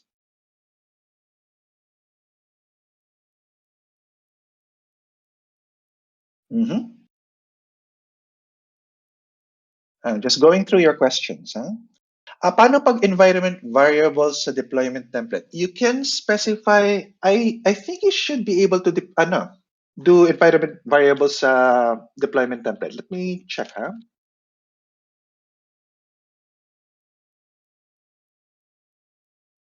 Just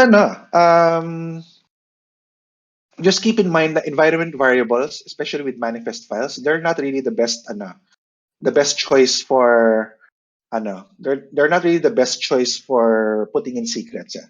Kasi one of the things I didn't show you kanina is that as long as you have a container, it's very easy to see how it was built. So kung meron mang kumbaga commands in your Docker file that says ito yung environment files, ito yung environment variables, it's very easy to inspect that, right? So don't use the environment variables, even if you're not working with containers, don't use environment variables for secrets or any sensitive information. In Kubernetes, the recommended way of doing that is using secrets. Ito siya, meron din siya dito, managing secrets. So there's a few ways you can do that on Kubernetes. So you can use config maps in place of environment variables. You can use config maps to define how secrets get onto your pods, etc., etc. Pero just keep that in mind. Don't put sensitive information in environment variables. Pero you can define environment variables on your templates.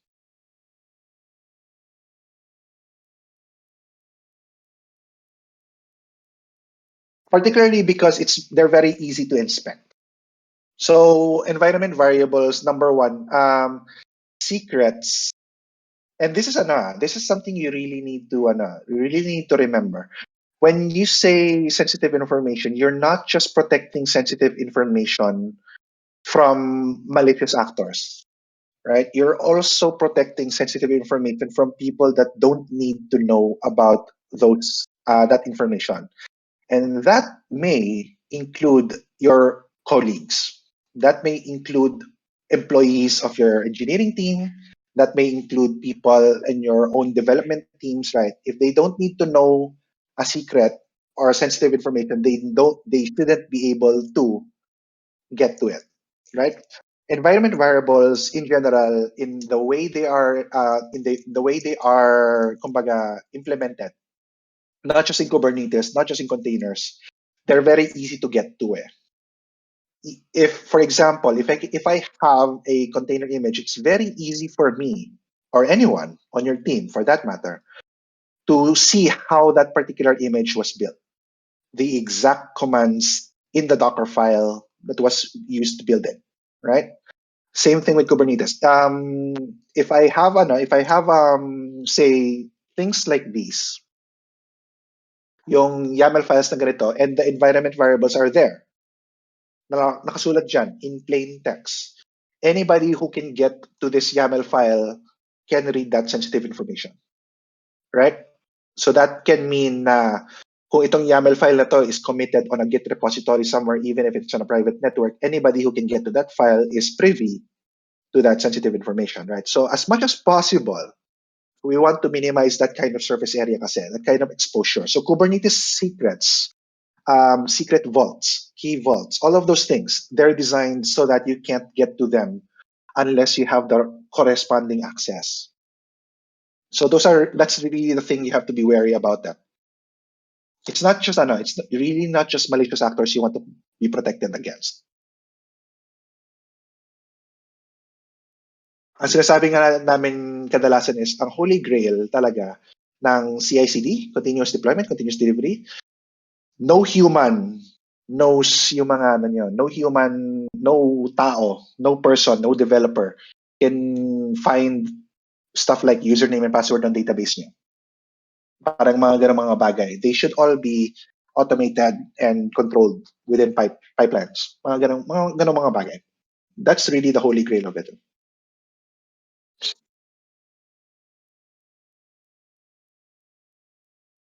Okay?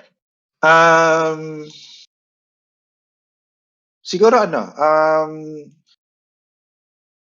just a few things na I want to show you guys kasi alam ko sinasabi ko na Kubernetes, you can go a long, long way just knowing yung pods, services, and deployments. Kasi technically, Kubernetes revolves around those three primitive objects. Pero I just want to show you a few things, right?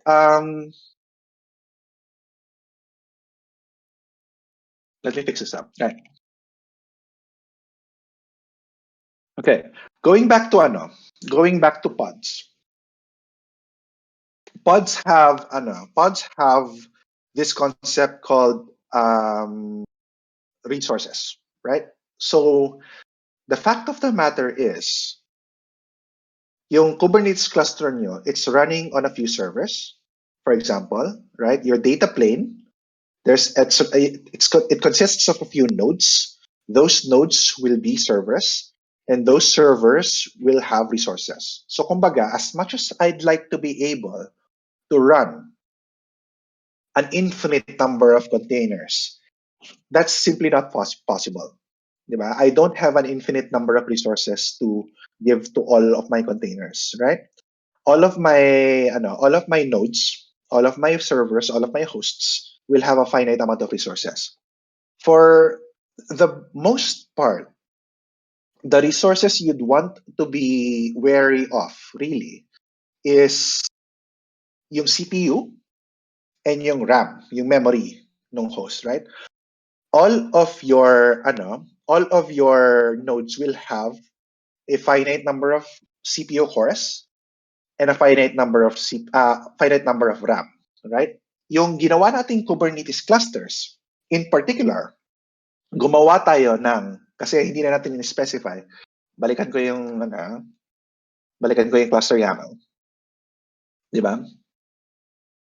Gumawa tayo ng 3 nodes, right?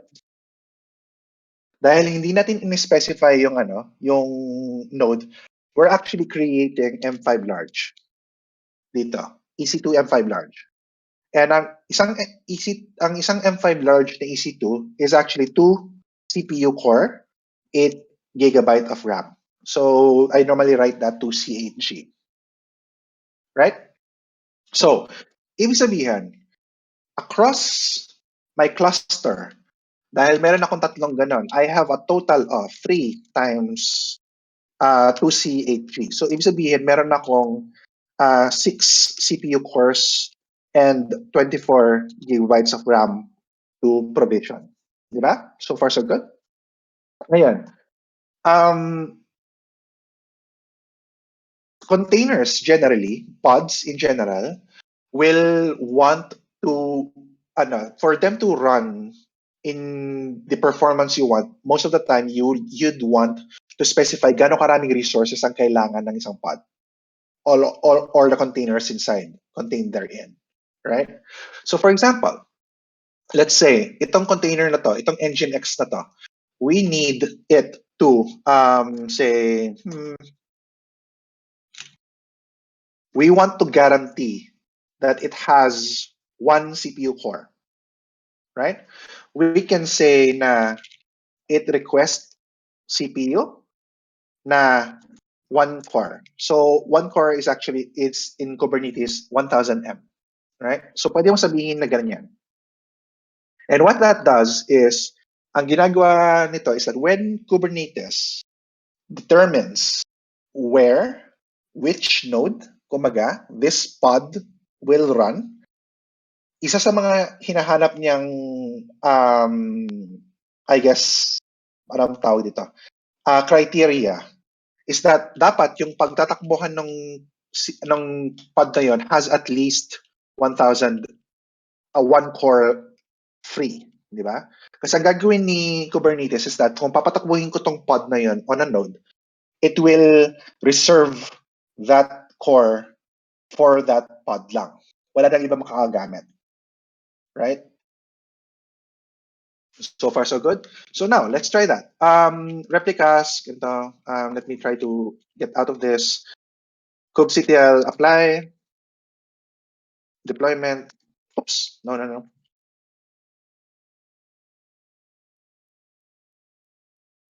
There we go. kubectl apply, f, deployment. There we go. Yeah. So, ang ginawa ko is that, yung pods ko ngayon, they will, kumbaga, on anything they're running on top of, on the nodes, they will reserve a full CPU core, right? So ngayon, I have 3 nodes. Each pod then will use 1 core. I have a total of 6 cores to give away, kumbaga. So ibig sabihin, I can, in theory, run a maximum of 3 copies of this pod. Kasi I only have, 6 cores to give away, right? I have only 6 cores to distribute them. So let's try scaling that. Sabihin natin 10. Did that save? Save. Apply ulit. There we go. So mag-a-apply naman siya. Get deployment. Boom. See? So susubukan niya yan. kubectl get pods. Let's try querying that. So as you can see, sinusubukan ng deployment magpatakbo ng mga pods, pero hindi niya mapatakbo. Kasi, let's try watching that. So makikita niyo hindi siya gagana. Kasi,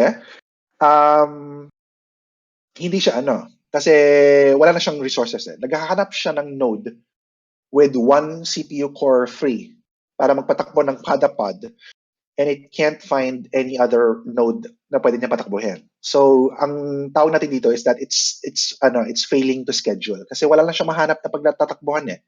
The pod is too big. Kumbaga, wala na akong CPU core na mabibigay. Right? So, let's try making that smaller. Gawin nating 1/4 of a CPU. Actually, gawin natin 1/5. So, in containers particularly, you can allocate partials. Like, kumare, 1/4 of a CPU, 1/10 of a CPU, mga ganun. Okay lang yan. Gagana yan. So, this means na 1/5 CPU core. Kumbaga. So, yun ang ginagawa ko. Let's do that again. kubectl apply, f, deployment. Tapos, yan na. So it will try to adjust the deployment para ganun. So ngayon, I should be able to run 10 copies of the pods kasi I have 10 times 1/5 definitely two CPU cores to give away, right? So kung babalik ako yan, deployment, 10 then. There we go. Very good question. So ngayon nakakapagtakbo na ako ng natatakbo ko na yung 10 cores kasi kumbaga nakakapaghanap ako ng 10 lugar that I can allocate 1/5 of a CPU core. Ngayon, right? Ngayon, ang tanong ni Pete is, okay, may failure to schedule. Nalalaman ni Kubernetes na, hindi na ako makapag-create ng bagong pods kasi kulang na yung resources ko on all my nodes, right? Diba? What I have to do, one way of attacking that is kailangan ko magdagdag ng nodes, right? You can do that manually or automatically. Pretty much, ang sagot sa tanong ni Pete about gaano kabilis magdagdag ng nodes to the cluster, it actually is just as fast as an EC2 can spin up. Kasi ang kailangan mo lang naman gawin is pupunta ka doon sa EC2 console, EKS console. Tinan ko kung makapupuntahan ko. Saglit lang So, mag-create ako ng EKS.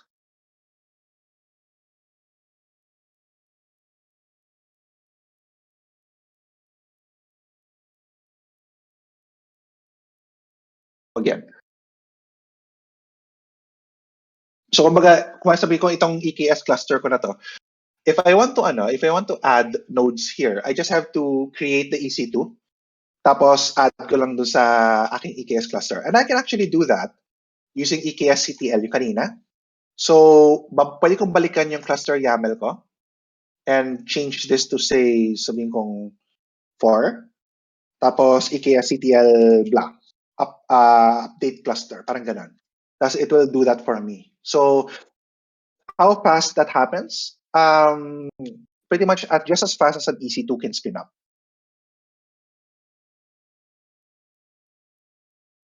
Yeah, sorry, kasi every time you create a new terminal, yung export mo go away. Pwede mo ilagay sa bash RC. The desired capacity, this is default of EKS. This thing here? No, this is specified by you. So by default, I think EKS creates M5 large. Or what? M5 large, 3 copies of it across your availability zones. So you can leave this blank, you mean? You could, pero I particularly prefer it to be verbose about it.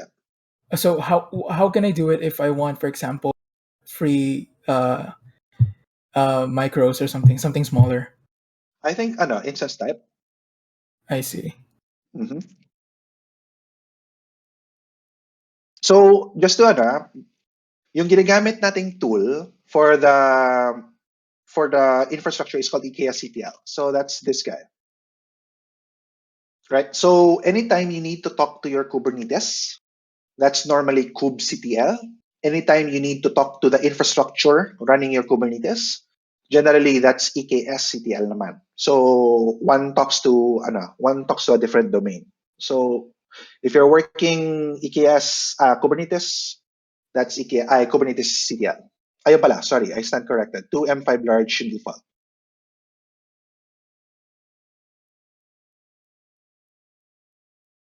Okay? So that's essentially yung resource dito. So that's one way you can do to guarantee that your pods have the resources they need. So kumbaga ang ginagawa nito is that it reserves that amount of resource on wherever the pod runs. So you can essentially guarantee na meron siya parating ganyan amount. The pod can go above that. So pwede siyang gumamit, nagagaranti lang niya 1/5 core. Pero it can go above that as long as meron pang free dun sa node. Sure, why not? Right? So, guarantee niya yan. if you want to make sure na meron siyang maximum, that's where a limit comes in. So pwede mo sabihin na may limit yung pod ko na half a core. Ang nangyayari doon is pag may limit ka na ganito, the Kubernetes will throttle naman yung pod. So kumaga, pag sumusobra na siya sa resources na ginagamit, pag CPU to, pwepwersahin niyang pabagalin yung pod. Like, parang i-bottleneck niya yung resources ng pod to ensure that hindi niya ini-starve yung ibang processes in the machine, in the node, right? So everybody else who needs to use those resources can use those resources. Medyo exception if you want to impose a limit na ganito. Like kumare, you want to limit the memory, the RAM ng pod to just 1 gigabyte, for example. Sabihin natin 1 gigabyte. I forget if it's dapat 1 to 4 na. Sabihin natin ganyan. 1 gigabyte of memory. If the pod exceeds the memory limit, you give it exception yung memory. Ang gagawin ni Kubernetes is it will kill the pod. So it will kill the pod, it will recreate a new one. Parang ganun. So iba yung iba yung behavior ng dalawa. CPU, you pretty much parang papabagalin ka lang. Pag memory, you exceed that, you die. And you will be replaced. Parang ganun. So yeah, a very important question because this is where a downtime of ours happened. So what happened was in one of our instances, or in this case, what do you call this? A node failed, right? Yes. So in that node, there's a lot of services, or in this case, pods, right? So everything went down, and what it tried to do for context, this is Docker Swarm. What it tried to do was it tried to reallocate those services or those pods to another node. But since the other node can't handle all those remaining pods, it also failed and it became a domino effect. Yeah. So if it happens here, like for some reason a node goes down, but in my YAML files, I dictated that I want 3 copies of these, 4 copies of that. What'll happen to those? But of course, the other nodes can't handle that kind of requirement, right? So how do I address that? Okay. The nodes in your EKS cluster, in Kubernetes cluster niya, right? You have to understand that they're essentially just EC2s, EC2 Yes. machines, right? Yes. Right. So the way that's normally handled is, at least on AWS, right? Remember, you have pods. Oops, what am I doing? You have pods. These are taken care of by a deployment, Yes. right? Those pods naman are running on top of nodes, right? Ngayon, in the sense of Kubernetes does not know about yung nodes mo, where those nodes are running, what those particular specifications are. Pretty much it doesn't know na it's running on EC2s, kumbaga. And it doesn't care. Frankly, it shouldn't. Diba? So ngayon, when nodes die like these, the way to automatically bring those nodes back traditionally is using, since these are nodes to EC2, you have to use an auto-scaling group. Kumbaga, you have to use, I'll show you. Okay. Yeah, I get this using an There we ASP. go. Yeah. So what'll happen in the meantime if I didn't run an ASG? Okay. So there's really 2 ways to attack it, and I really prefer the latter. In terms of auto-scaling kasi, so this is pretty much a question of auto-scaling. It's a question of trying to recover from essentially a scale down, kumaga, right? The reason the way I prefer to address that is using what we call a cluster autoscaler. So ito siya. So you have, diba, I was telling you guys that there's an auto-scaling. There's auto-scaling on Kubernetes. Kubernetes can pretty much adjust how many pods are running inside a deployment, kumaga. And EKS, since these are nodes and these are EC2s we're talking about, EKS has a feature called the cluster autoscaler that determines naman how many nodes you should be running. So ang ginagawa niyan is that if it detects na, primarily the way it works is if it detects that you're getting close to exhausting all of the resources you have on your current nodes, it will automatically add in more nodes. It will scale out. Kumbaga, it will automatically add nodes to your cluster, and vice versa. If it's seeing that you're not using your nodes efficiently, sobra yung resources mo, it will try to scale you back down, right? The nice thing about that is it also works for disaster occurrences like that. Bumagsak yung isa mong node. The end effect of that is that your Kubernetes effectively, side effect, becomes starved for resources. Diba? Kulang na yung CPU cores mo. Kulang na yung memories mo. Mhm. And the cluster autoscaler will see that. So it will automatically kick in na parang, I am being starved for resources. I need to add more nodes. So siya na yung bahala doon. That is really my preferred way of addressing that. Kasi it takes care of both my, organic Right. scale and Right. both my disaster recovery. But this isn't by default, right? You have to set it up. Yes, exactly. Kasi this is an EKS thing. What'll happen if you don't have this? Pretty On much your your nodes will just stay dead, kumbaga, unless you have the auto-scaling group set up. Okay, so in my example, nodes 1, 2, 3, and node 3 died, and let's say all of them are full, will Kubernetes try to reallocate all the pods in node 3 to nodes 2 and 1, causing them Correct. both to fail? I Because don't think it'll cause them to fail, but Kubernetes will reallocate them on kasi nodes, hindi niya definitely. right? I mean, nodes 1 and 2 are only, like, for example, they can only take 5 pods each. And Yeah. like, pods each din yung node 3. And node 3 died. And alam naman ibigay niya yung 5 pods ni node 3 kay nodes 1 and 2. Ma-overload siya. Will both die. Oh, let's try that. Here, we have diba? Essentially the same thing. Let's try to hit 100 replicas. Diba? We don't have enough. We don't have enough You don't have enough space for it. Yeah. resources. Yeah. So what happens in Kubernetes is that your deployment will try to keep on will try to alam niya na you want 100 copies, right?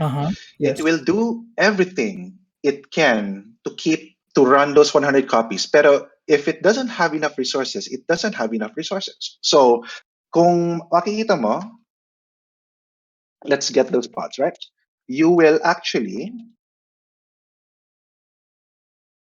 see a lot of pods that are in pending. So your deployment will know na I want to run 100, pero I don't have enough Enough space nodes to run to 100.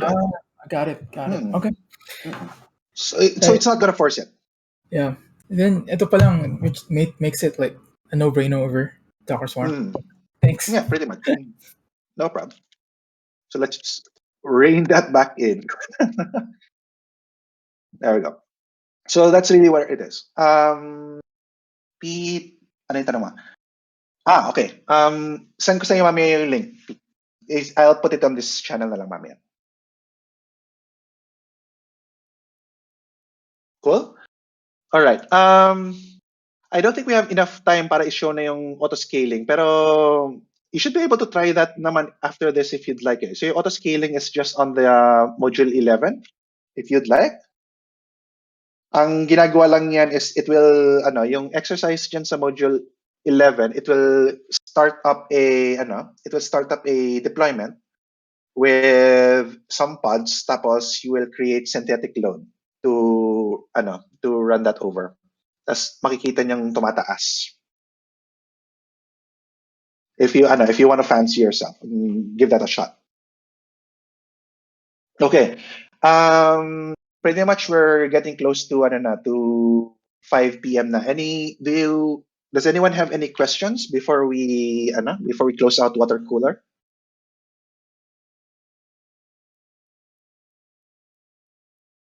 Sir Carding, pag may question na lang po ako, message na lang kita. Thank you po. Sige, no problem.